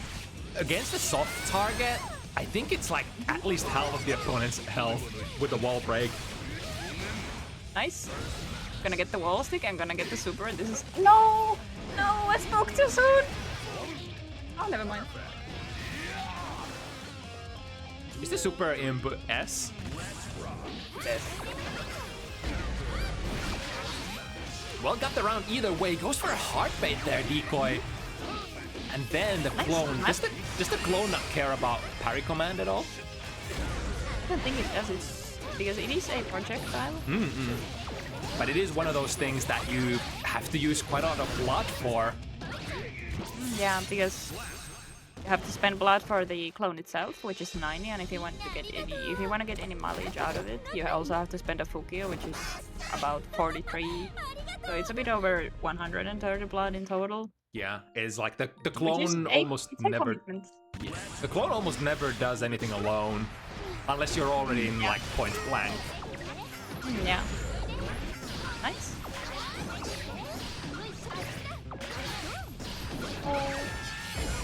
Oh my god, the last hit actually anti-airs Decoy. Oh, it does. It's huge. Nice. Great trap and Gotta do some Walmart combos because we're out of blood, but 100 nice. burst though. Good match. Good match. Ah, I see, okay. I see. It's a really like difficult decision tree for Hoplan there and a samurai mix. Oh, I love it. Because like I think the option was to like, I think he couldn't wait for the super buffer. He would have maybe burst or popped before that. Nice. Yeah, good read. Lots of blood, lots of reach. Okay, cold burst. Okay, nice. Deknud realized what Hoplan wants to do, but he does it again. Nice. Oh, doesn't quite kill, but he's... I think Hoplan is respecting here. Yeah. He is respecting. Oh, he's so nice. Telling you, Hoplan is as cracked as he is checked. I wonder, can Jacko 6B actually, so if you think the far slash is coming, can you 6B that, or does it hit like too low? I think it should be. I think it should be 6Bable, but it kind of depends on what Jacko is doing at the moment, because I don't think a lot of Jackos realize that Nago is just going to advance forward with the far slash through the minions. Oh, did he see something? He did! Ooh! He saw something! The startup, I think that was the startup frame of 2K. Maybe, yeah. I don't know if Deknud wanted to FD, maybe, but got FD incidented. Oh, it doesn't quite link with that amount of blood. Rain trapping Nice. the DP, and Nice, now beautiful. Nice. that was a He's fast doing game. so well. That was a really fast. That's what we call a Nago round. That was kind of like 2 back-to-back Naga rounds. Neither one of the rounds taking like more than 20 seconds. It's very dangerous because Jacko has the tools to keep Nago out. She has the tools to make Nago suffer and to make him work for the damage. But if Nago gets in, it's scary. It gets really scary. Especially because Jacko is really, really evil. I don't think this is gonna reach, yeah, but... Uh-oh. Okay, well, we'll just do it again. 100 for that air throw. Fair enough if the opponent is low enough. Fair. Nice. It's spending a lot of blood here, but I mean, you got the hit.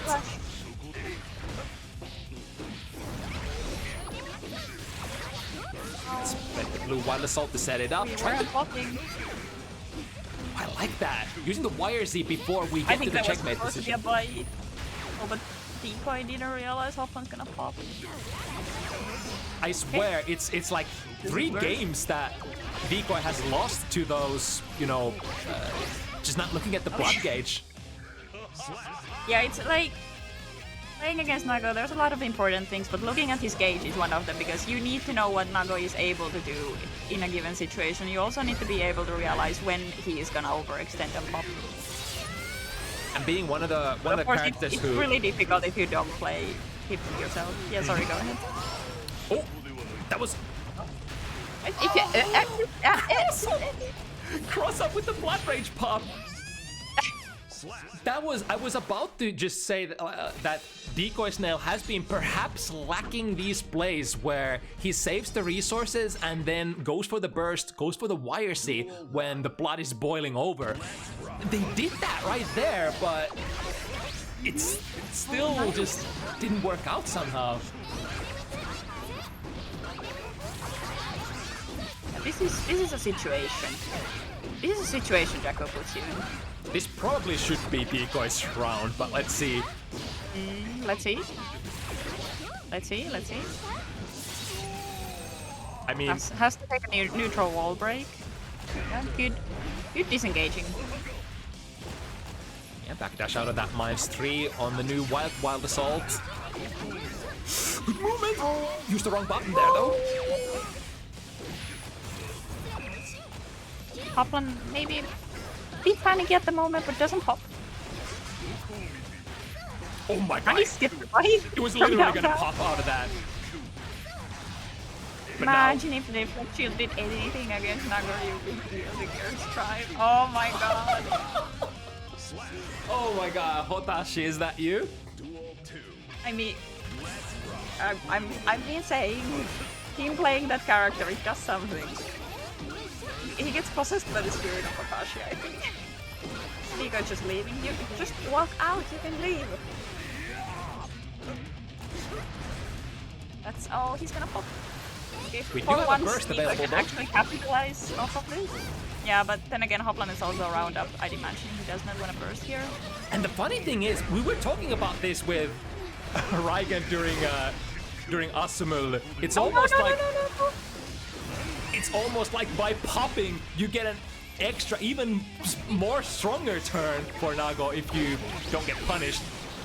He's not gonna steal this, is he? Hoplan is just going. Are you gonna pop the third time?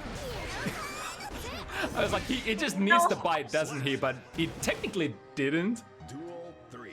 Wow. Alright, well, the burst was expanded there, but I think Hoplan is not one of those players who cares. Deknud doesn't have any more burst than Hoplan at the moment, so I guess it's fine. Nice, good back dash.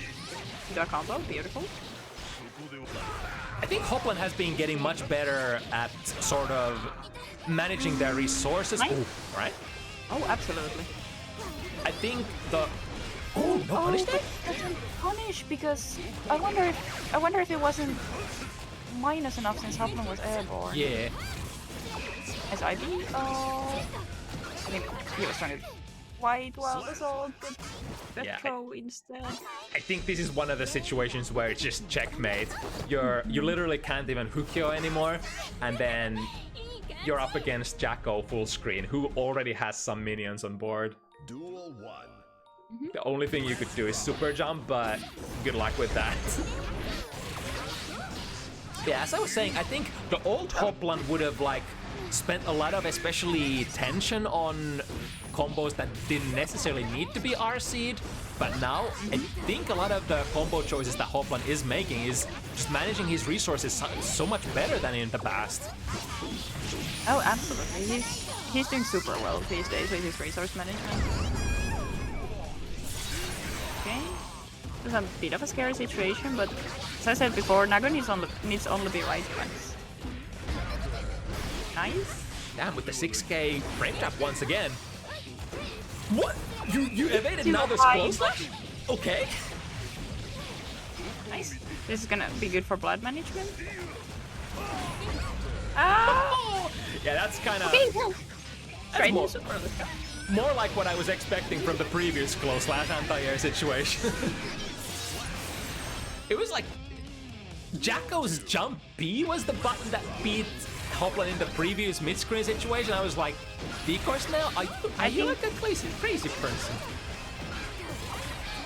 I think in that situation, Deknud was just simply too high up, and the close slash was already in recovery. Nice. Good whiff punish. Whiff punish on Jacko 2k. Very important thing if you can do. Oh no. And Okay, yeah, straight into super. Yeah, that's good. The thing is, this... Okay.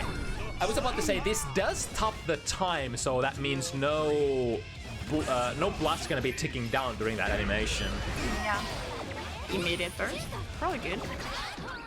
You just want to keep Nago outside as long as you can. Okay, this is... We got wall slumps. Nice, the classic Beyblade with the close slash. Oh, I hate that! I'm like, I'm reading No, that you're me coming too. at me. Why do you get close slash? Alright, with the I cross wonder if he was trying to super, but the cross up point beam, but this is gonna get baited, I'm sorry. Yeah. Okay, Deknud waking up.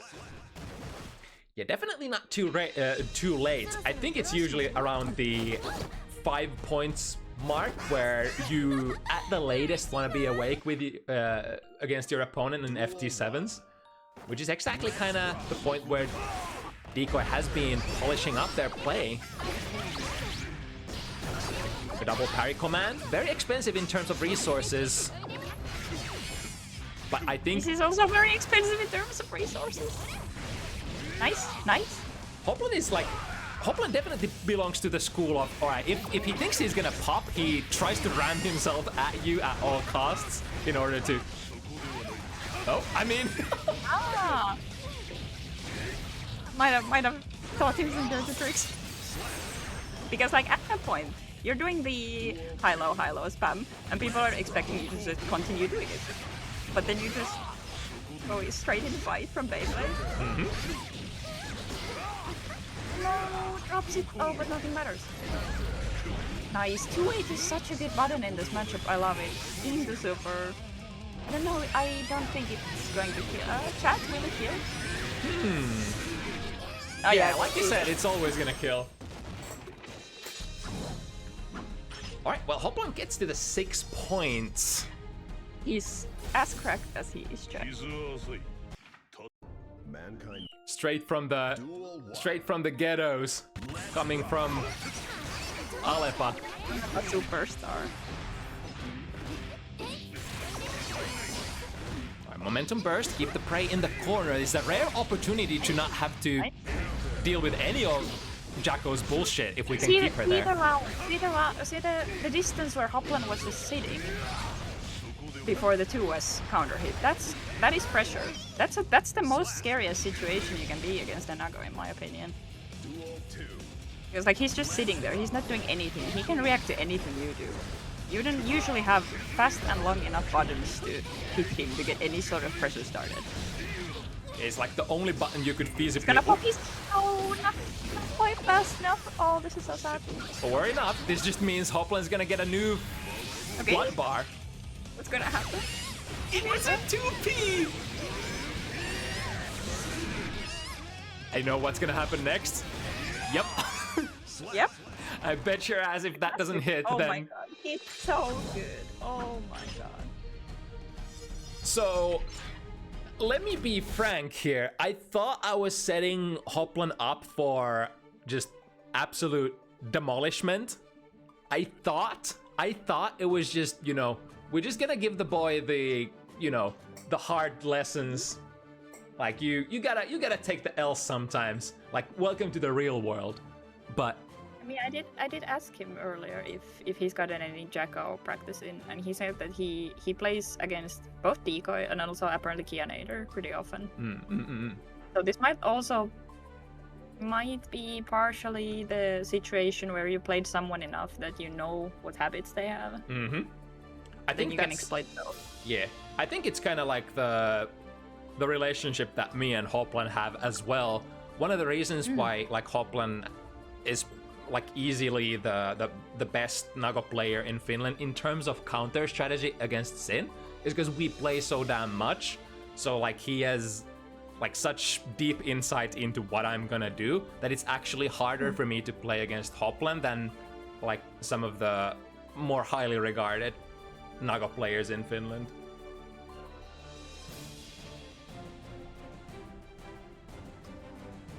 But so the next batch. So this would be, is this the last? No, because after this we're gonna have the double pair of debuts. But this would be the more Nago, yippee! Yippee! It's gonna be crevette Nago. So French Nago versus a newcomer. Wait, no, Froyo played last week. Froyo played last week, yeah. Yeah. Damn. All right, I was about to talk out of my ass. Good that we we got that out of the way. I only remember this because I made the card. Yeah. Well, it's good that at least one of us remembers.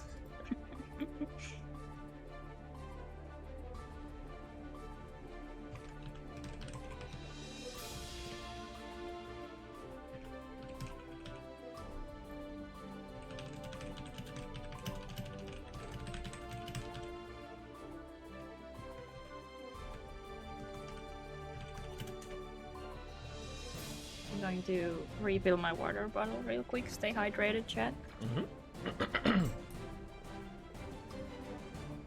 I of course have my 1.5 liters water ready to go after, or like before every single cast.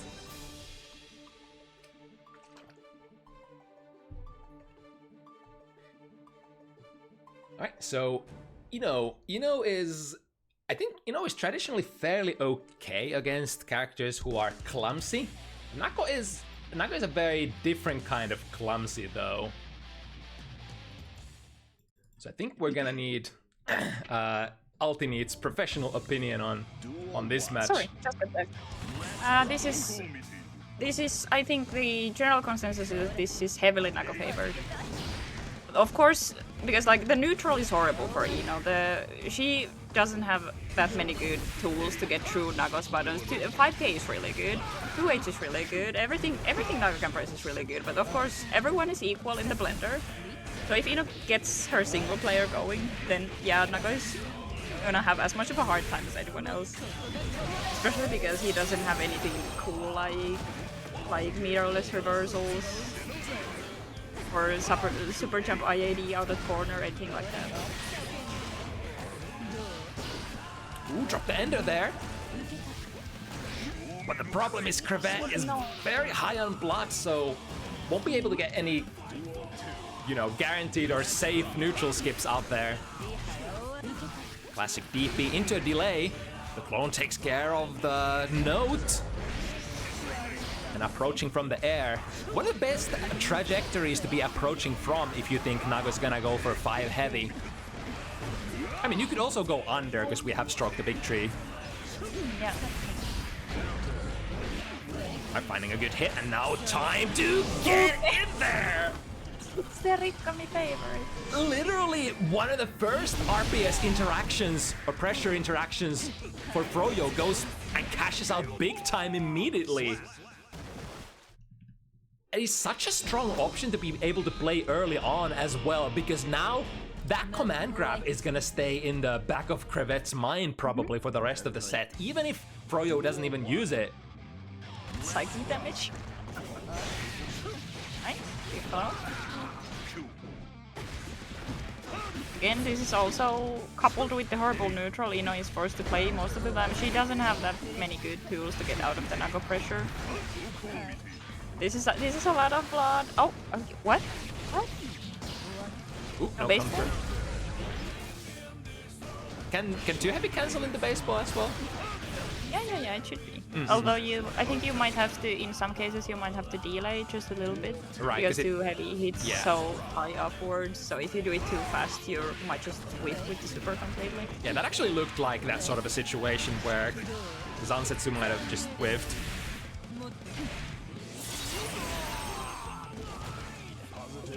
Soft knockdown and Crevette has blood open. Yeah, here we go. Clone hook, yo, get in there. Nice, good backdash. Oh, but oh.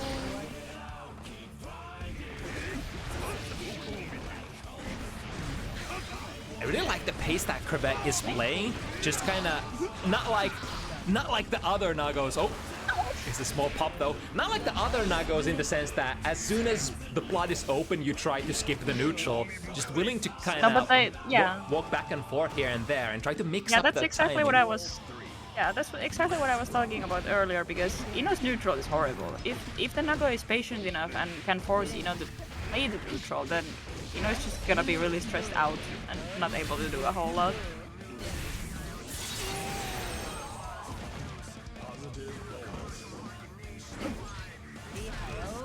Like what are you gonna do? Yeah, you can do the chemical lump, but that's a lot of meter. Oh, there we go.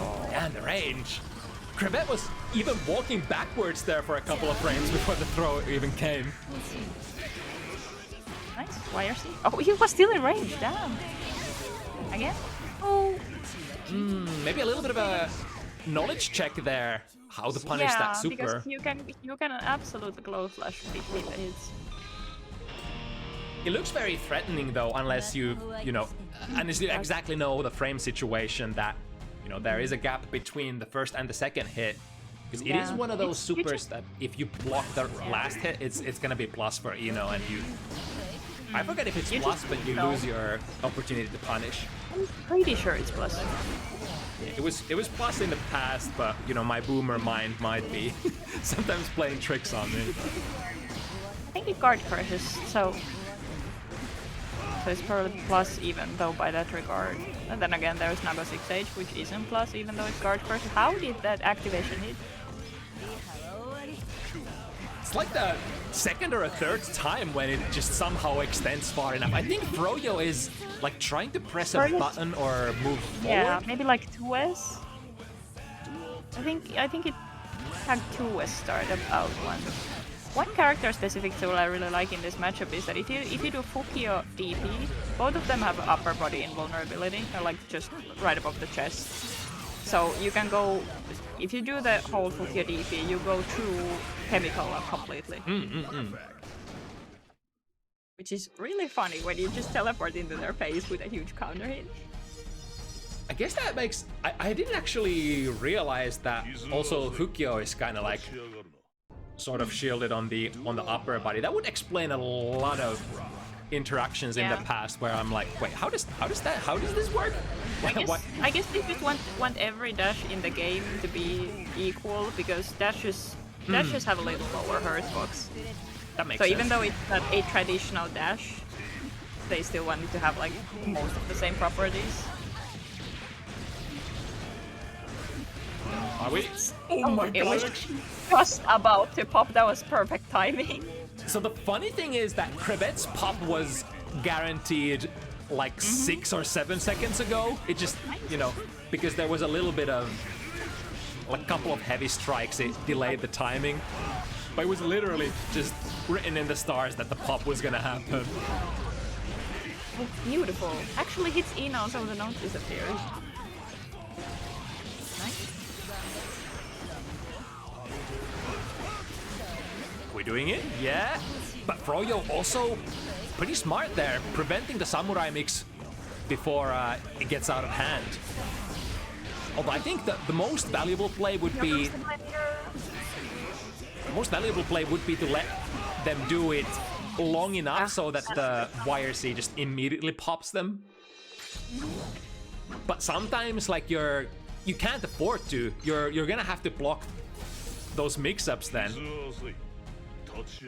So it's like, what, you probably want to block like 4 or 5 special moves and then burst or then YRC, something like that. Yeah, you just want to guarantee that Naga pops if his little Mario Party mix-up gets cancelled.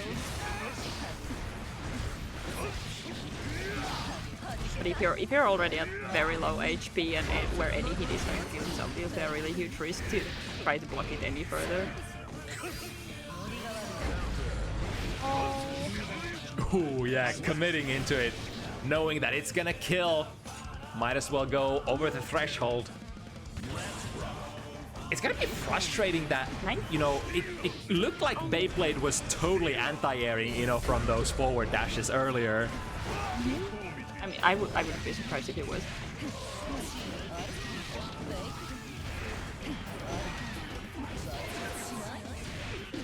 Nice, Got the backdash. Now... Quite a wall break, but oh, there we go. As I was saying, everyone is equal in the blender. It's gonna take a while till Froyo has the 50 meter here. Doesn't even manage to build to that 50 with that positive. That's kind of the big difference between, like, if you're just hanging out in the neutral with positive, oh, or if you're hanging on. I'm starting to think Froyo might like this super. It's been just enough of a while without having seen that, where the opponent might have forgotten that that was an option. But it, of course, it also requires the opponent to be looking at your attention bar. Nice, good jump. Very good read on the bite. And Ino is probably one of the strongest Red Wild Assault users as well. Not in a traditional way, but in a way that, like, she makes very interesting combos happen from basically full screen. Yeah, I've seen Ino hit me with a 2P on in the other corner, and then they go in the Wild Assaults, and suddenly I find myself in the other corner. Then they get the wall break and I die, and I'm like, oh man. I think the only downside of Ino's Red Wild Assault or Orange Wild Assault is that, like, her pokes are not Kaiser Sins, so it's like, yeah. You don't have the traditional just half screen poke into a wall break. You have to you have to find like a slightly rarer hit. Let's play some neutral. Never mind. Neutral has ended. Ooh, but this is the combo. Oh.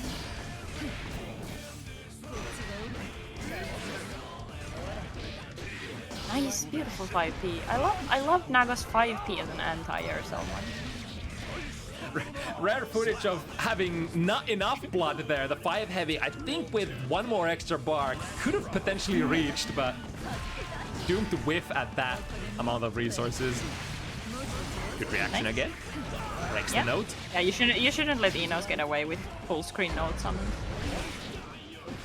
That advice goes for a lot of characters who can do stuff full screen. True. Oh. I think, yeah, they're gonna pop, but I wasn't reading the screen, sadly. Oh my. And now you're, yeah, get out of the samurai mix ASAP. Okay. Nice. Oh, but the force left doesn't quite reach, but never mind. Either Crevette has really crisp reactions on that note, or just they're just sensing the timing when it's appropriate to go for that clone hook, yo, every single time. I think, well, people have. I remember someone talking about this to me. I think it might have been Nagaruki. People have these inner egg timers, so to speak. Oh, the backdash was so beautiful, but you cannot be pressing buttons there.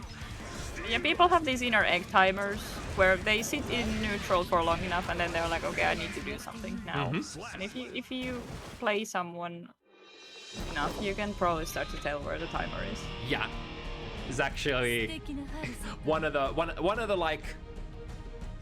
things that I would love to teach to a lot of people that I coach, but they're like kind of difficult concepts to grasp because it's so abstract. You're like, all right, very abstract.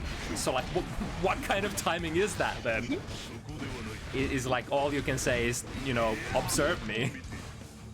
Observe what? Nice. Did parse that? Oh, sleep just a bit too far away so it wouldn't connect anymore. Here we go into the red wild assault and breaking. And that's what I was talking about earlier. It has an amazing corner carry with Eno.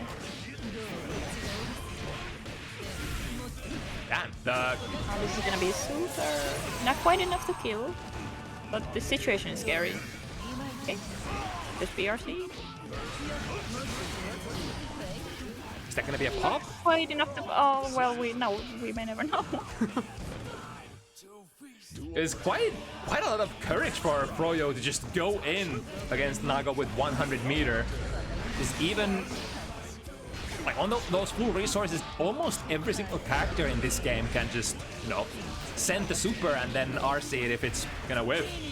Speaking of sending it, you cannot be pressing them. yeah, you know, it's just in almost throughout the have whole been really thing. good, but I'm gonna pop. Let's play some Samurai Showdown.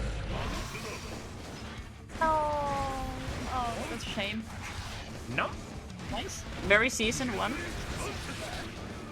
Well, that's really funny about Shizuroyuki, because if the first hit gets blocked but the second one whiffs, you can whiff cancel the second hit in the Beyblade or into any special that isn't bite. But it's very nasty because you see that okay, the overhead whiff should be safe, and then you just get you get insta cancelled into the low, and you're like, okay, my bad. This is really an interesting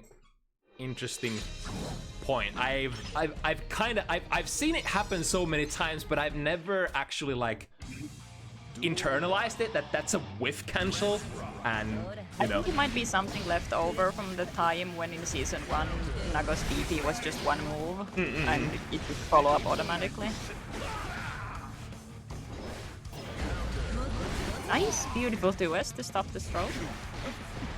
Yeah, that would probably be also like one of the toughest things to play against for, you know, like what are you whiff punishing that too heavy with if you're not in range? A lot of your special moves are probably going to be too slow.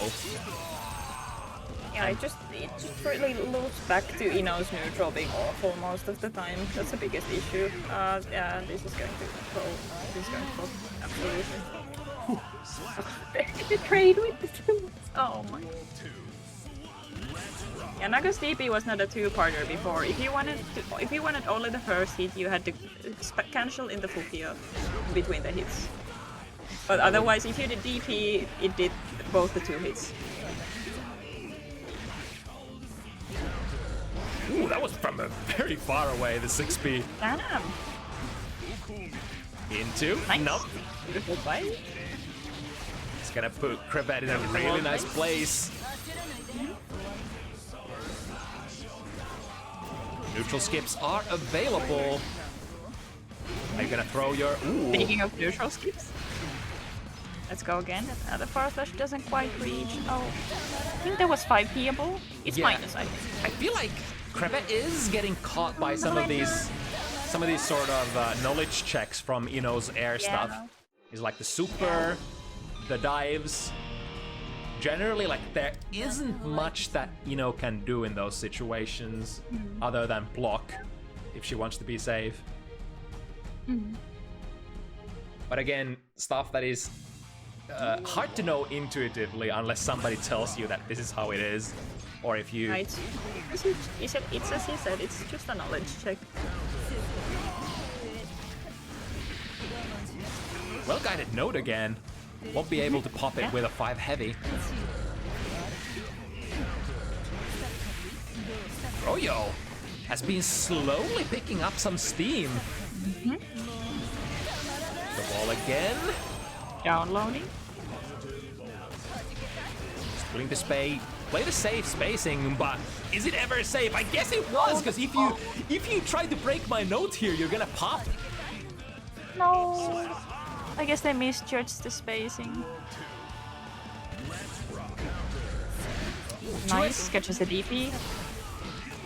I think that caught DP even before they hit it with the third box nerf. I think that's like probably one of the make or break things in a round start against Nagoriyuki. Do you have a 10 framer that reaches? I mean, nowadays they added the extra hurt box under his leg that's in the front. Oh, I think everyone can now jab him out of it. That guy.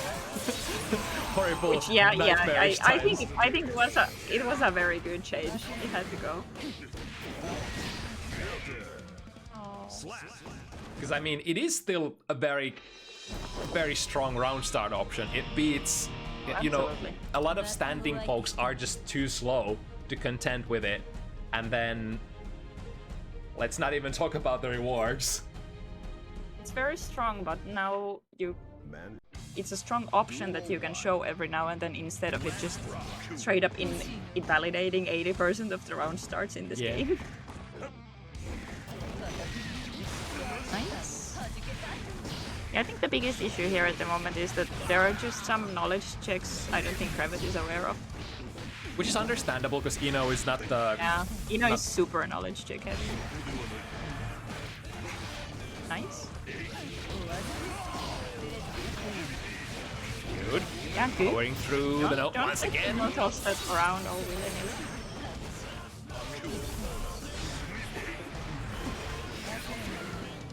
Good YRC is gonna put Crevette in a very high blood situation. Not gonna pop, but the blood is high. Super is open, which is... A mix-up. I think, I would say like, most of the Naga players I know would just send the super here. It's like, I need the blood back, and if I don't get it, I'm still gonna RC with the 100 meter.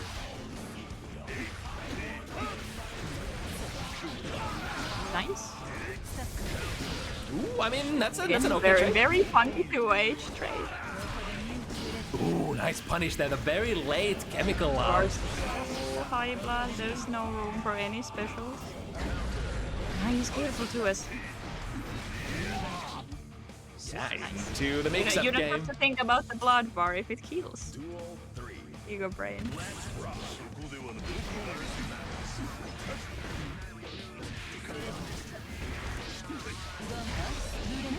Here we go. Nice. Gonna get some good corner carry in the wall break. Ball is calling me. And now Froyo with the 50 meter. She gets in. She is in. Is it gonna be it? I think I saw the startup of the animation, but it got interrupted. There it is. There. Compress. Oh, ERC's. I didn't realize they're gonna burn. Oh. Oh no. I think Is that? I think that's a real thing where you can actually send the projectiles if you PRC it. Wait, have I said that? I think so. Maybe? It's like Maybe big they are maybe speeded question too mark. Yeah, I'm not sure actually either. But I mean, it was gonna whiff, so either way, like option selecting into some sort of a save was like had to happen there. All right, Froyo clears the matchup 7-3. Started out extremely even, and Froyo started finding the sequences that were getting her the most value and able to exploit that towards the end. Alright, what's next? Alright, the pair of new players on Bounty Hunters. We got Kreikon and Gurico. And one of those characters, or one of those players, rocking Bedman. Bedman's songs going up.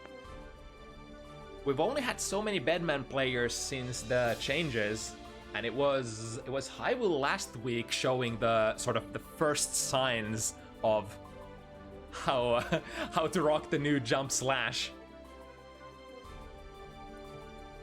Which certainly was not the only great change for Bedman, but definitely one of the flashier ones. Now enabling so many pressure sequences, so many combos that you couldn't do before.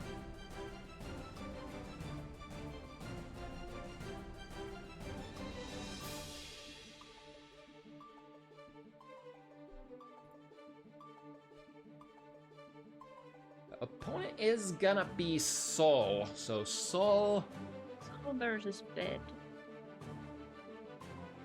Another matchup I just haven't watched very often.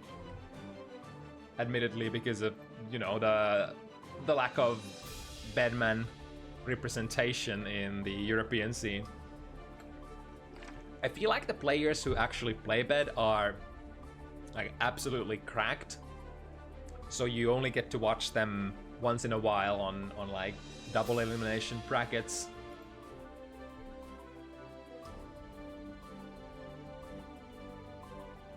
In the past, like, if all right, let's play the card. Let's play the card. In the past, when I was your age, this match was kind of annoying for Bedman because Fafnir would anti-air Bed. However, past is the past, and you know, Fafnir not quite the move that it was in the prehistoric times. Although I still. You know, even though Sol has lost some of his mobility in terms of like his movement speed, he's one of the most interesting changes. He used to be one of the fastest characters in the game. Now he's kind of like below average or very, very average. But they have put more sort of oomph in his special moves. So like he's very good at moving around using, you know, I mean, not like he was in the past, but especially in Stride, where forward-moving special moves are kind of strong if they do a couple of different things. And Sol has a lot of those. One in question here, Vortex. Can low profile, can anti-air, especially the anti-air feature, because Bedman is gonna be airborne quite often. Did Kreikon try the heavy DP there actually, because it didn't work out? Into glow slash, here we go, big damage inbound, or perhaps not, because the combo is only 3 hits, but we have Ray in the corner, but that works for Gurico. Nice, good job. Into a throw, into the corner, and oh, but drops the combo. Even through those slowdown frames of the BRC, won't be able to contend with the 2-frame startup of the throw. Ouch! Okay. A drive-by jump slash. Oh, that's gonna be a big hit. It's burst back up at wall 6 just in time. That was perhaps maybe the most wall stick timing, because it was like just about before just about before Gurico was getting their burst back. So getting bursted back to neutral would have prevented the Soul positive bonus. And the situation was basically the same after that anyway.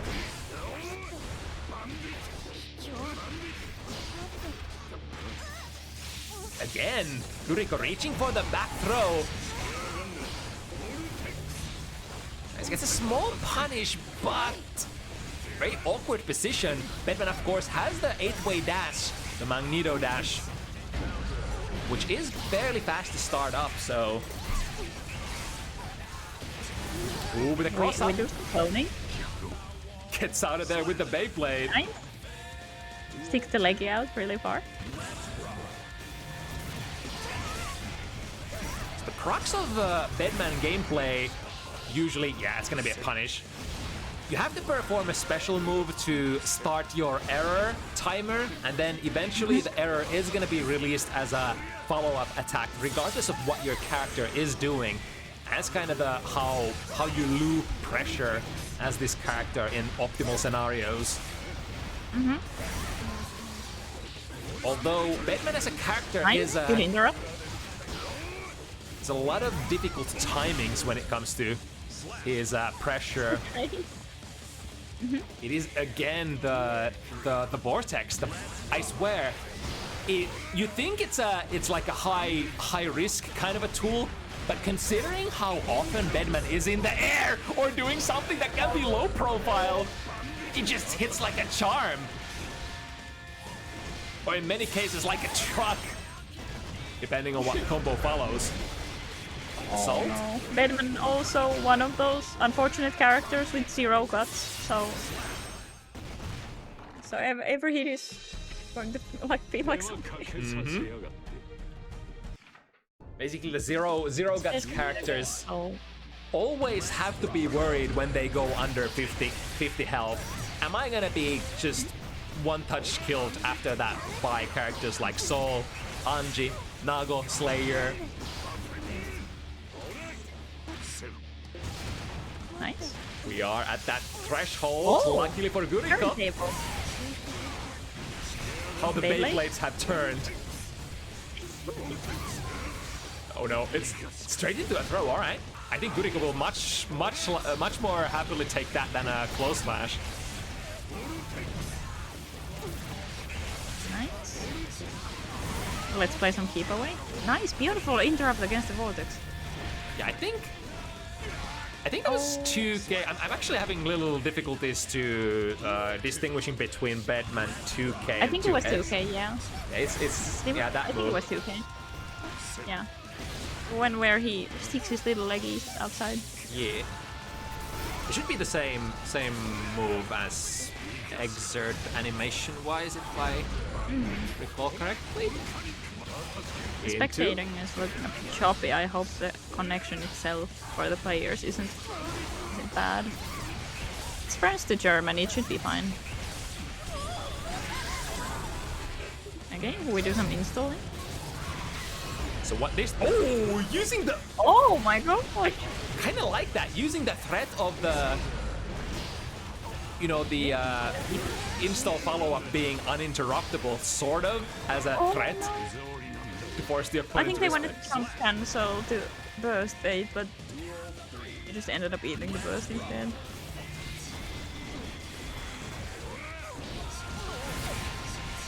Able to sneak the 2K in there again. Once again, beats the deep beat.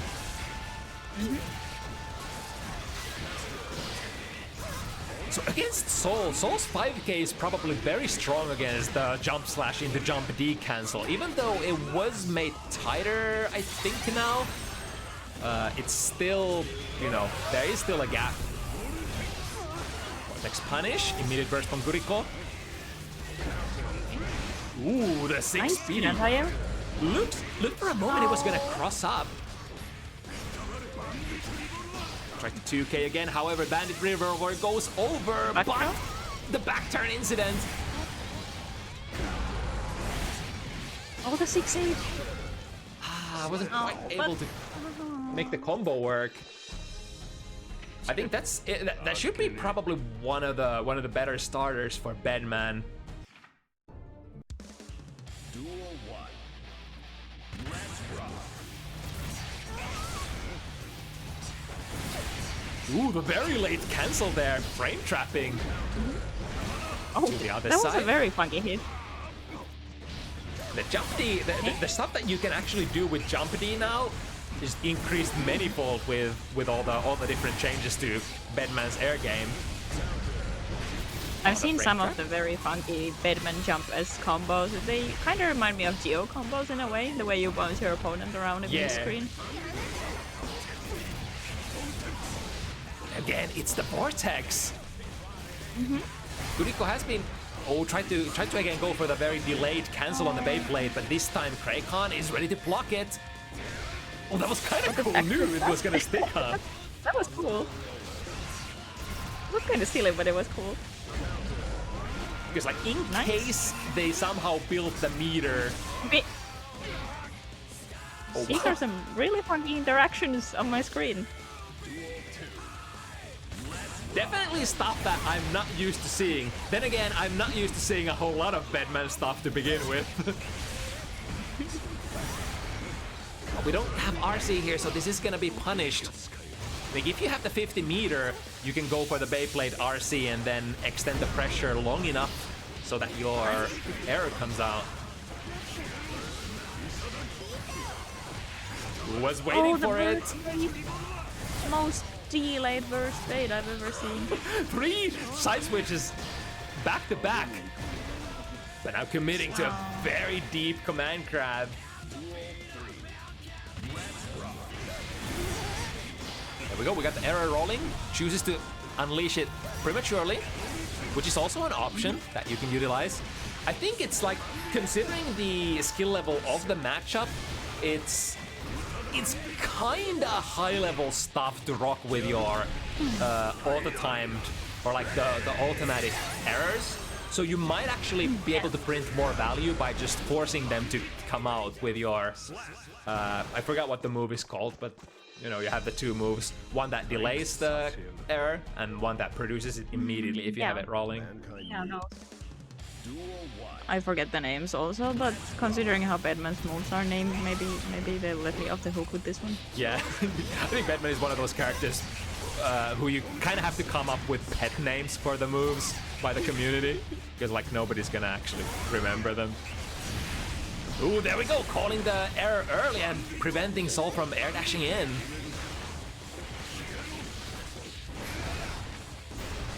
That should be punish, yeah. Gets it, forces the burst out. Good and jump. the throw. Oh, the vortex. Wonder if that was the unfortunate case of reading Sol's low correctly after the overhead, but then you just start blocking low too early. Okay, very interesting. Oh no! So- Oh no!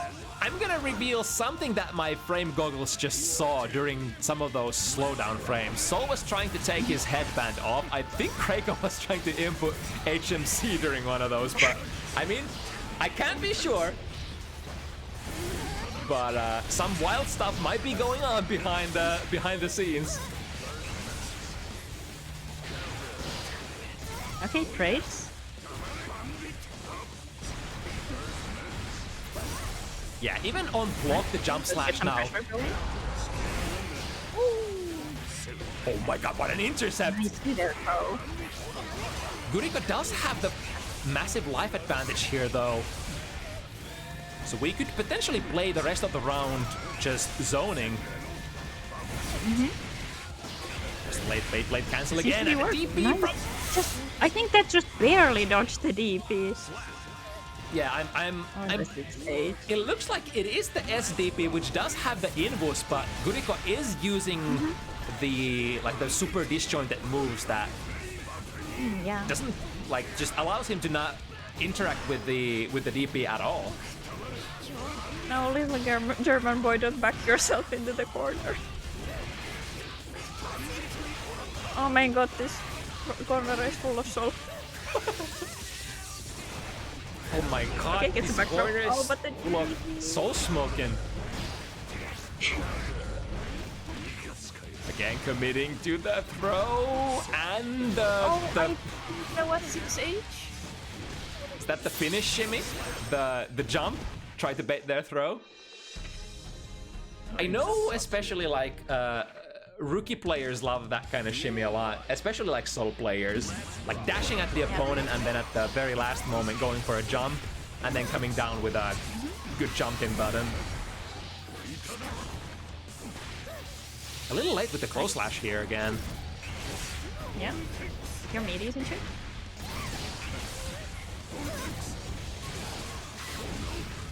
Gurico has the timing, but perhaps using the wrong button. I wonder if that's like they're wanting to go for like jump D, but then accidentally land and get a 5D maybe.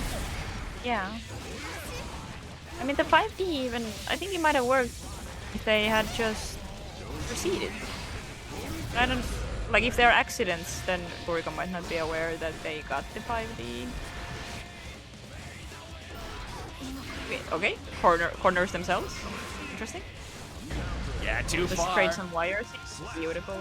Yeah, the wire C is only plus 10, so at that massive range, I think Soul probably doesn't even have a button to check the opponent airtight. Nice. Again, it's the vortex. Goes under. Do it again. A punish. Now we have it rolling. Oh, yeah. We have it rolling using for a DP bait instead. What Gurico has been doing for the most part. Nice. Fighting for the Now position. that's some Edmund stuff. Blocks. Oh, but you just have to guess.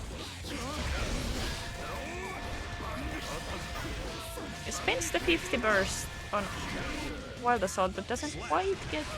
Oh, you still get the combo later. It was a long-term investment. Wow! Instant air Nice dash air Ava throw. Nice. Nice.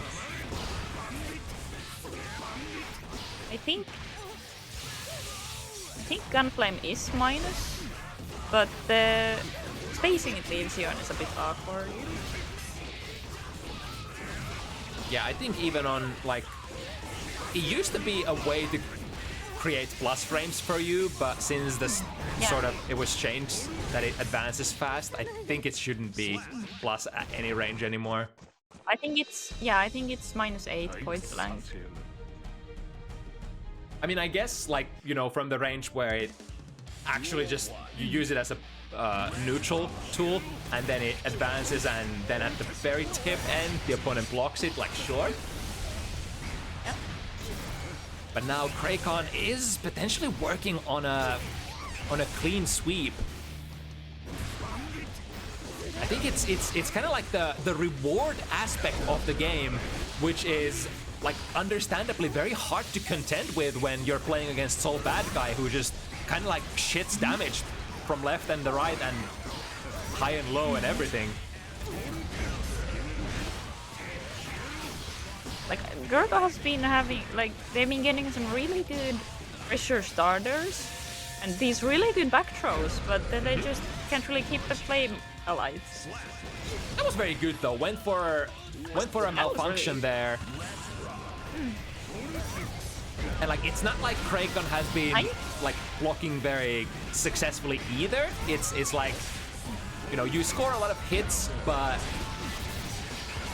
at that point you have to be able to convert a lot of the hits as well. Ooh, big overhead. Starters. I wonder if Kreikon is trying to interrupt it, but I'm not sure what the frame situation is with that RC. Okay, still alive. Hell yeah, and on the board, not going down without a fight. And that makes sense. Those were like some of the biggest combos that we've seen from Gurico so far. Like you don't really need much. It's kind of like ABC finisher that you can really work with at like skill levels lower than, you know, the top end of the competition. Nice, and getting the first punish on the vortex. That's super important. Oh, these air throws. Goddamn.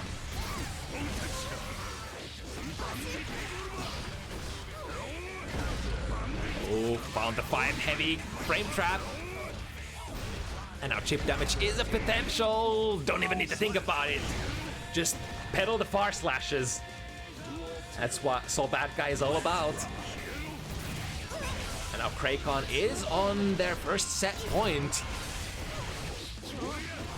Instant air dash works out.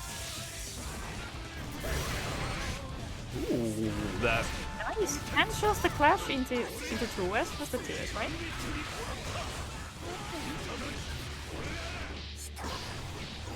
drop them just before the wall break. Wait out the burst. Too bad it was the gold kind, so not gonna be able to punish it. But now Gurico potentially on their last legs gets a successful hit. Lots of options we could do here. Lots of meter to work with. Block on the overhead. The error is coming. I'm going for the overhead this time. Oh, really nice interrupt. This might be. This might be. Any hit will do. And it's the snipe. Instant air dash jump heavy. I mean, Kreikon had a lot of success with those instant air dashes, and Soul has always had pretty decent air to ground buttons, air to air, just overall air buttons. Jump heavy. Both played really well, and both players felt like it was super tight on both sides. So I don't think the way the match went is not really reflected in the score. For sure. And like I think there's always I think there's always the option select as well that Bedman is a very technical character, so it's gonna take its own time to to get to the sort of the skill ceiling is high, so you probably have to work a little harder than other players to get started. And it's very commendable when people are willing to work for that, work towards that, even if they don't get the satisfaction immediately. It's the delayed gratification once you finally actually get there with a relatively technical, hard to pilot character. But now we are reaching the latter part of the show, and we have our big banger left to go. This would be Aggu, one of the players who is extremely well known for piloting just about any character in the cast. Always, I think always just picks up the newest character and perhaps sticks with it if it's a strong one. And I think at the moment Aggu just doesn't have any reason to gravitate towards other characters. But speaking of characters that are extremely powerful as well, on the right corner we have Goat Lewis. Two very big heavy hitters. It's scary because Slayer is absolutely a character who can two-touch the big boys such as Gold Lewis and Nagoriyuki. Probably one of the only characters who can actually do that. I think Abba can also pretty reliably. It's really scary because those kinds of characters rely on the fact that, okay, I have a lot of HP, I'm allowed to make mistakes. No, you are not, the Slayer is coming. I think what kind of separates Slayer from many other heavy hitters is that there are way fewer conditions for you to fulfill as Slayer. It's often like, all right, you need a counter hit. Even without the counter hit, you take like 40% of their health. Like too heavy into pile bunker, none counter hit confirm, like third of their hit points. And then like close slash 6 heavy pile bunker, wall stick, super, 60% of their life. So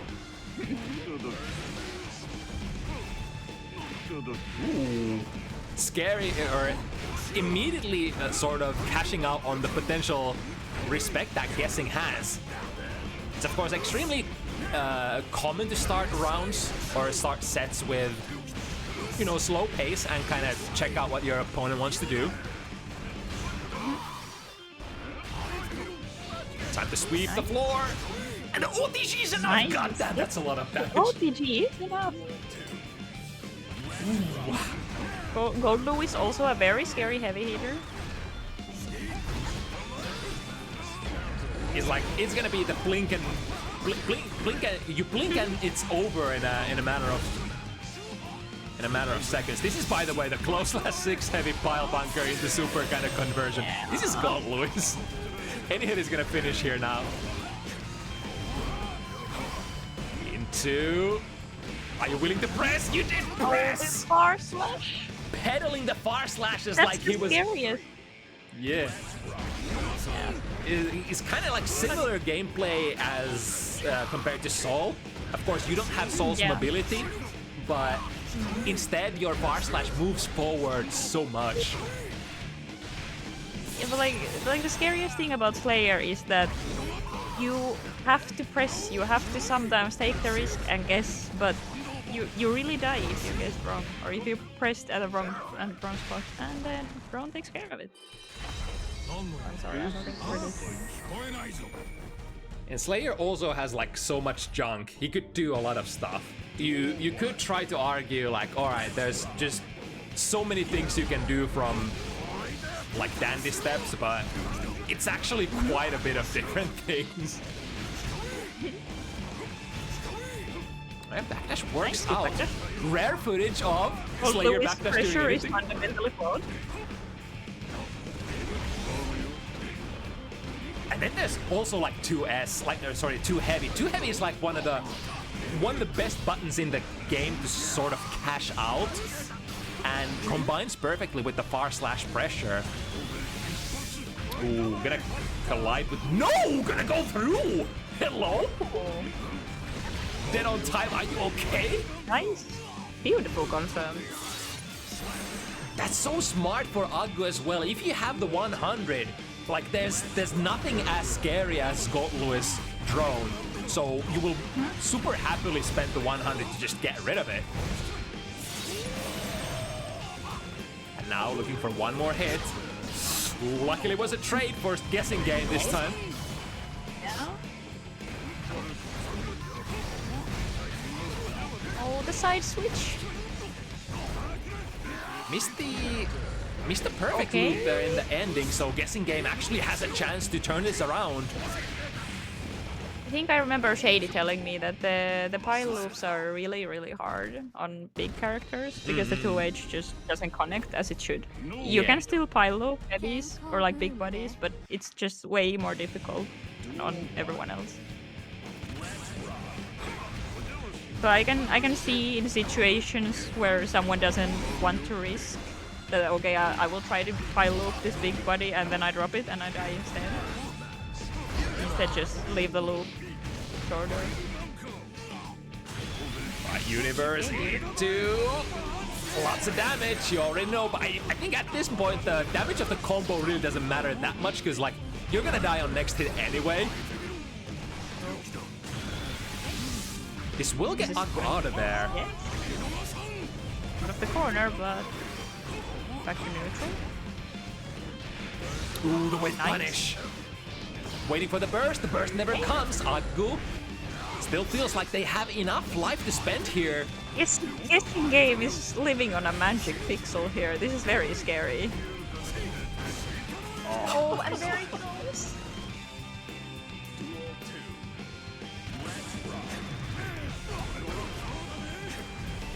Oh, plus 26 as one of the toughest situations to ever be. Universe and oh my god, it's getting reset so much. Heart bait. Scary. There's the burst. Again, we have to go for a repeat of the last set or last round. But he could do it. 50 meter ready to go. Ah, but it's again. Helter, sorry, not Helter Skelter, Master's Hammer. the artist formerly known as artist formerly known as Helter Skelter. I think it's like blocking even one Master's Hammer, and you're in a situation where like you're probably gonna lose more often than not. And it's kinda nutty. Yeah, that's the really scary. that's a really scary part of the Slayer pressure, because it's like you just really need to be able to interrupt Master's Hammer every time, but there's only so much you can do with a mental stack. Yes, like you said earlier, like you have to challenge. You can't just sit there. And Master's Hammer is probably one of the biggest reasons for that. In addition to, you know, step cancel bites. I really like the little neutral jump to make the 2H with. Waiting for it. Are you gonna jump? Are you gonna come to me? Well, Nice. This is a full combo. Oh my gosh. that's like good news. Super. That's so much. How does it feel, Slayer? How does it feel? We certainly avoided that drone. Hand of Doom into Super PRC. We got that. OTG. Nice. Ah, And the OTG is enough. Another feature that is quite common between these two characters, both have very slow starting supers, so the Super PRC is actually like probably one of their bread and butter go-to ways of reversing out of the pressure. Like safe jumps and that kind of stuff.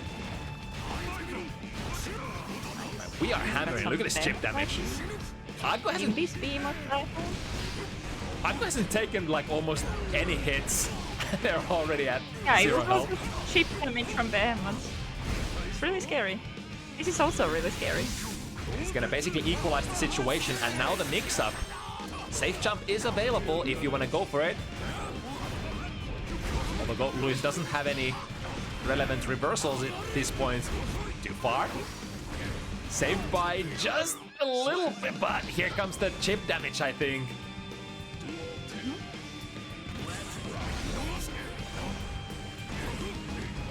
It's kind of nice. I think I'm pretty sure that neutral jump can now avoid the wild assault from Gold Luis. I mean, it's of course character dependent. I don't think they touched the hitboxes on it at all.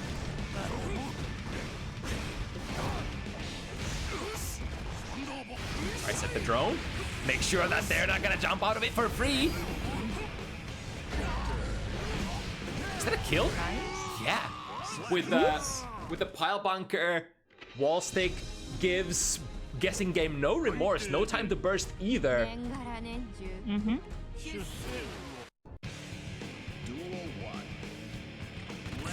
Very neck to neck so far.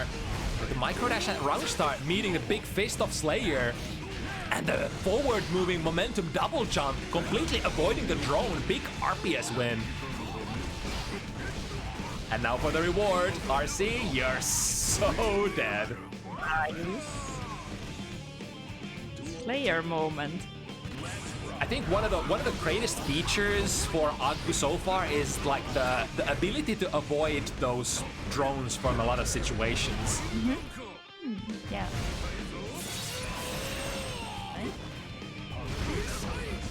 The active frames preventing Slayer from coming. Candy stepped himself straight into the B2. I think with the Strive pile bunker, you can't probably even pile bunker that. I think GuessingGame is respecting though. And they're gonna have the meter to RC. Oh, but that gold burst. I think GuessingGame was basically on top of what Aggu tried to do and had a plan, but it just backfired there. Because like Aggu was gonna spend that 100, right? No questions asked. So we needed something that could interrupt it. Good backdash. Uh-oh. Here we go. Master's Hammer counter hit. Ow! That's so much damage. How is this this- isn't gold, Lewis. How is it so good? Even on block, even on hit, doesn't matter.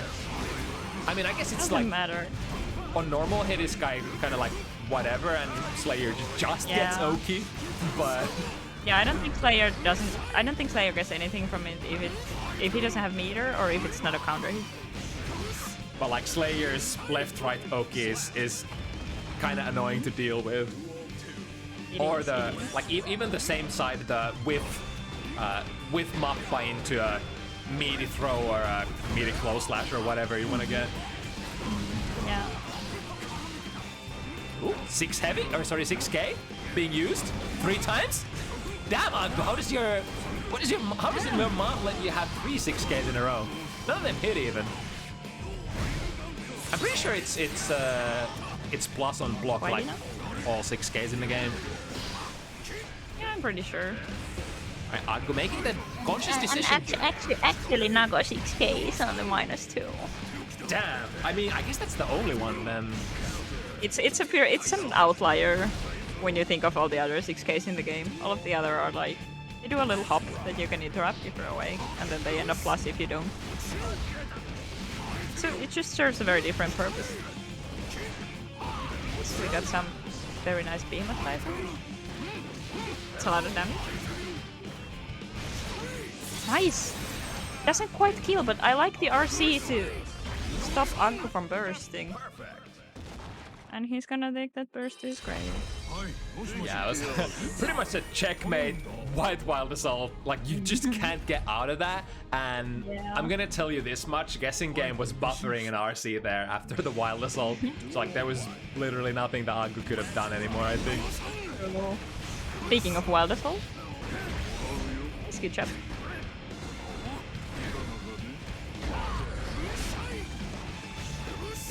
Ooh, mistiming it. So Aggu getting out of the sticky situation, and in fact doing the sticking of their own into the wall, punch them in the tummy. It's so much damage! Look at that! Oh, that's horrible.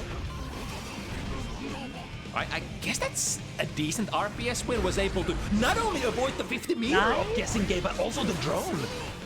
Oh, it's burst in the corner. That's scary. Oh, I like the backdash, but All right, the burst. if you time the backdash well, that's also like if you have a big body backdash, that's a really good answer, Master Hammer, if you can time it correctly. Holy shit! This was. I initially thought this was a potential hero throw, but GuessingGame actually pulling Yeah. through. Was able to bait Aggu's burst as well, so this is mad value. Wait a minute, I'm him. I forgot I'm him. But Aggu also. That's so much risk. Oh, that's so much risk. Kills. Yeah. Oh I my mean, god. No. yeah. I mean, With yeah. that risk, yeah, why wouldn't it kill? But oh, I'm flabbergasted. Damn, and then if you try to counterplay the Master's Hammer, then like you put yourself in a harm's way to Yeah. perhaps press against the Oh, this is going to hit. using Yeah, FD. see, that's the thing. The risk reward is so skewed in Slayer's direction. It's not even funny anymore. And this is coming from a Nago player. I know how my risk reward is. All right, let's see the risk reward of this. We have an extra 50 as well. Now he's preventing the Beautiful 2K. pushing into the drone. Did he block? No, I think that's a close slash. Yeah, it is. No! Yeah, it was a close slash. Oh, but the boot to the head.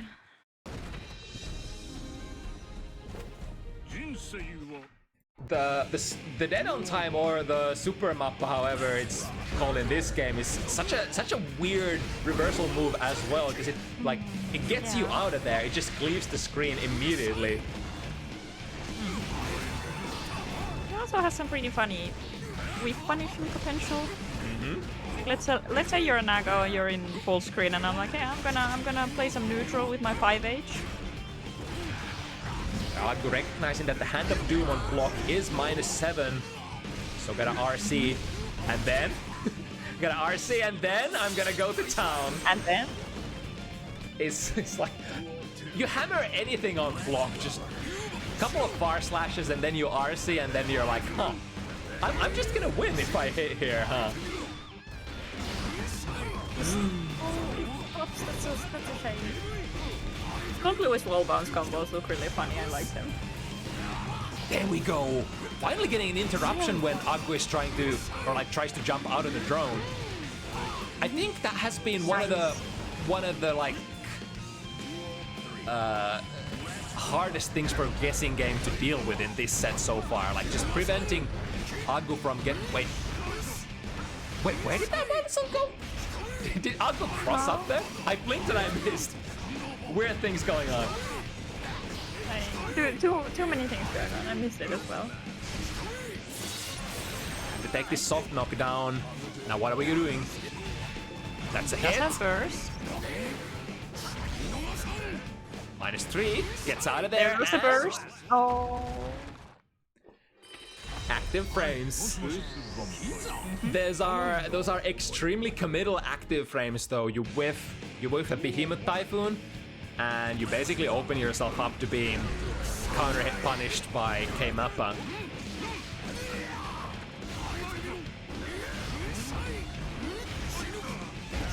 Ooh, found a hit, and now stay there. Nice, finds the BT interrupt. That's very important against Goblin. Oh, beautiful. I wonder if Guessing was trying to super PRC, but the side switch probably ruined the super impulse. That's probably what happened, or at least some sort of a cross-up shenanigan. Yeah. Whatever he was trying to do, I'm guessing that it didn't come out as he wanted because of the crossover. Getting close to a point. There we go, gold burst. Absolutely had to do something. Oh no! The pile bunker gets there just before the hit registers. Oh my god. I think the disjoint was enough for the pile bunker. Aggu basically betting the farm, saying, "Alright, I think you're gonna be not holding backwards during this very moment." If Guessing was, then that would have been a drone hit and Aggu would have absolutely gotten demolished. But it's like, again, goes back to the fact that I've been saying, Aggu is so good at RPSing the drone. You can see Guessing is trying to stay in the state where they can't block as much as possible. So like, dash forward and break it as much as possible, but you know, you can only do so much for preventing various angles from Slayer. Yeah. Nice. Good jump over the 2H.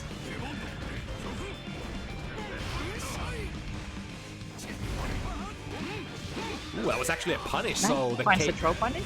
Came up a minus enough. I think it's -2 on... It's -2, but the spacing makes it a bit weird at times. But it's a surprisingly large area where it is -2, because it does move forward so fast. Nice. I'm guessing is... Yeah, you have to eyeball it, I feel. Yeah. Often enough, like, dashing forward can be very strong against Slayer. Oh my god, speaking of strong things, Aggu, looking at that Wild Assault, and it's much easier to throw it now as well, I think, because they made the frame start earlier, animating earlier into the move. Like it was a super deep jump in. Time to hammer. So much meter.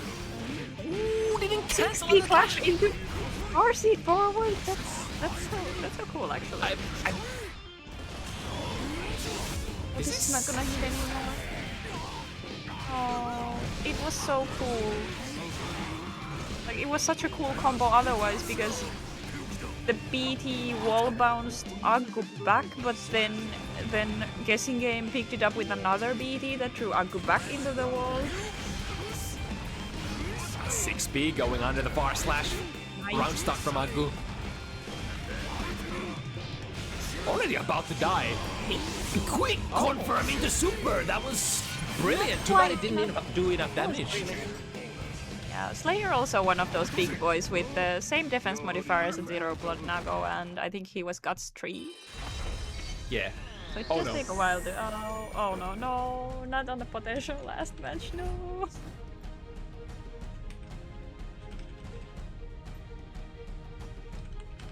And not even potential, it is the last match. Yeah, it is 6-6, not like this. I thought it's 6-5, oh. Okay, I think the players noticed. Okay, yeah, good.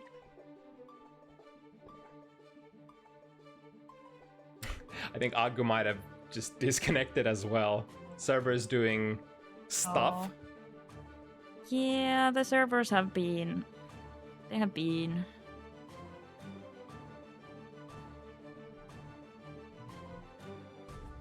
I think the 3v3 beta just fried the servers completely. At this point, I'm willing to believe that if Ishiwatari sneezes in his sleep, it's gonna screw up the servers accidentally. They've been feeling super unstable after the 3v3 beta for some reason. But yeah, at this very moment, so Aggu throughout this set had the upper hand, but I think it's especially it's the drone, the post drone counterplay.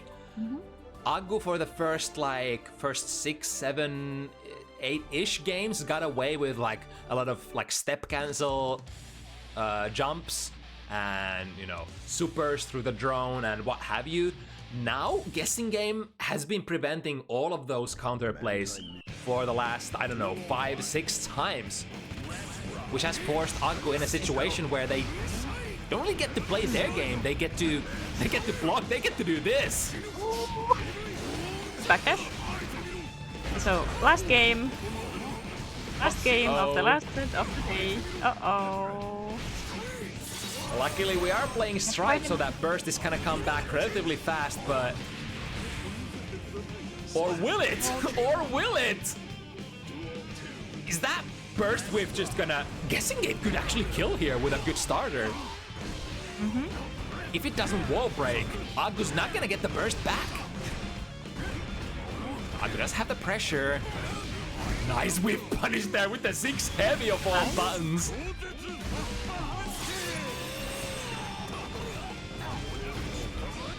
Goes for the it's late a little too early. There's a chance. Found the hit. Drone.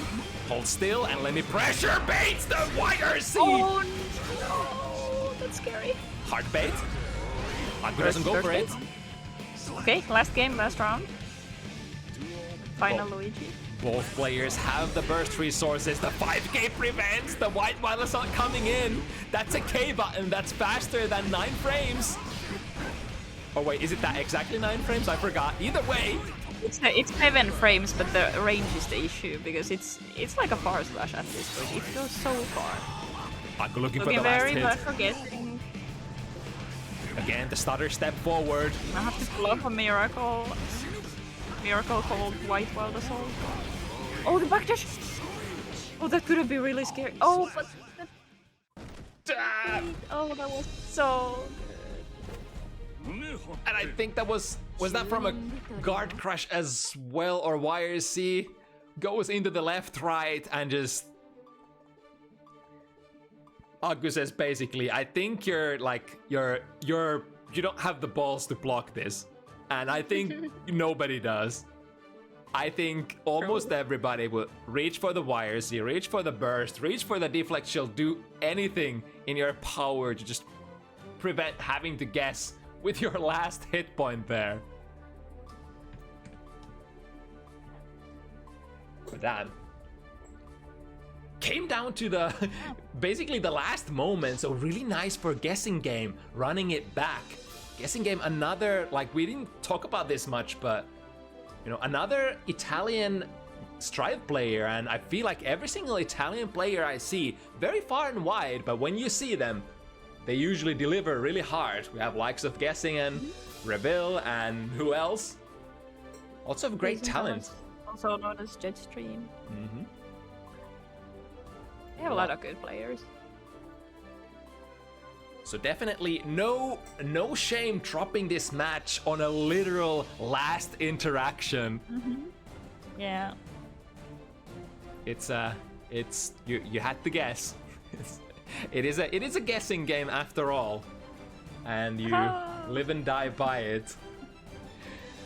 But yeah, that's how the cookie crumbled this week. Lots of high damage characters, even though some of those, like a lot of the, like, I forgot if it's a lot or some of these matchups went down to the wire.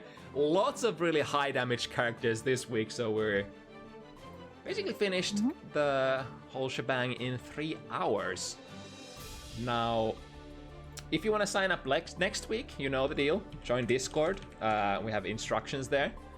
And while I'm checking up on our potential rate targets, if you want to shout yourself out, go ahead.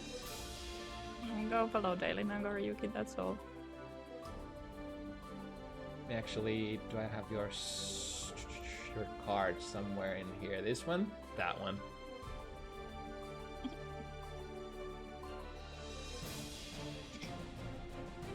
Yippee!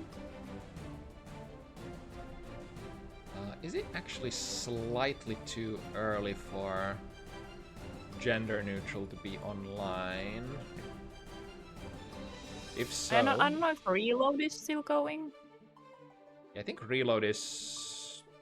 I mean, generally popular double elimination brackets should be going on more than 3 hours.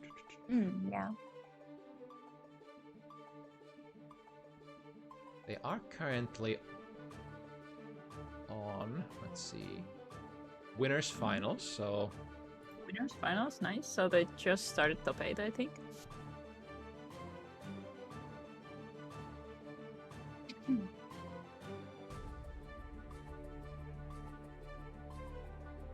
Yeah, and I don't think I see... Yeah, gender neutral is not online, so let's go raid Tiger instead.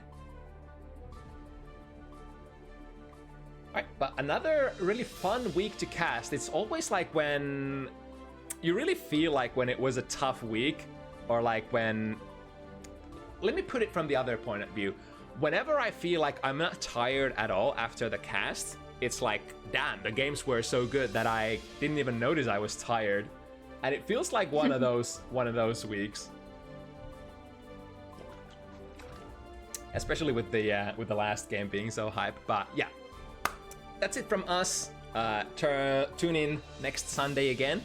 Till then, stay safe and bye-bye. Thank you, bye-bye.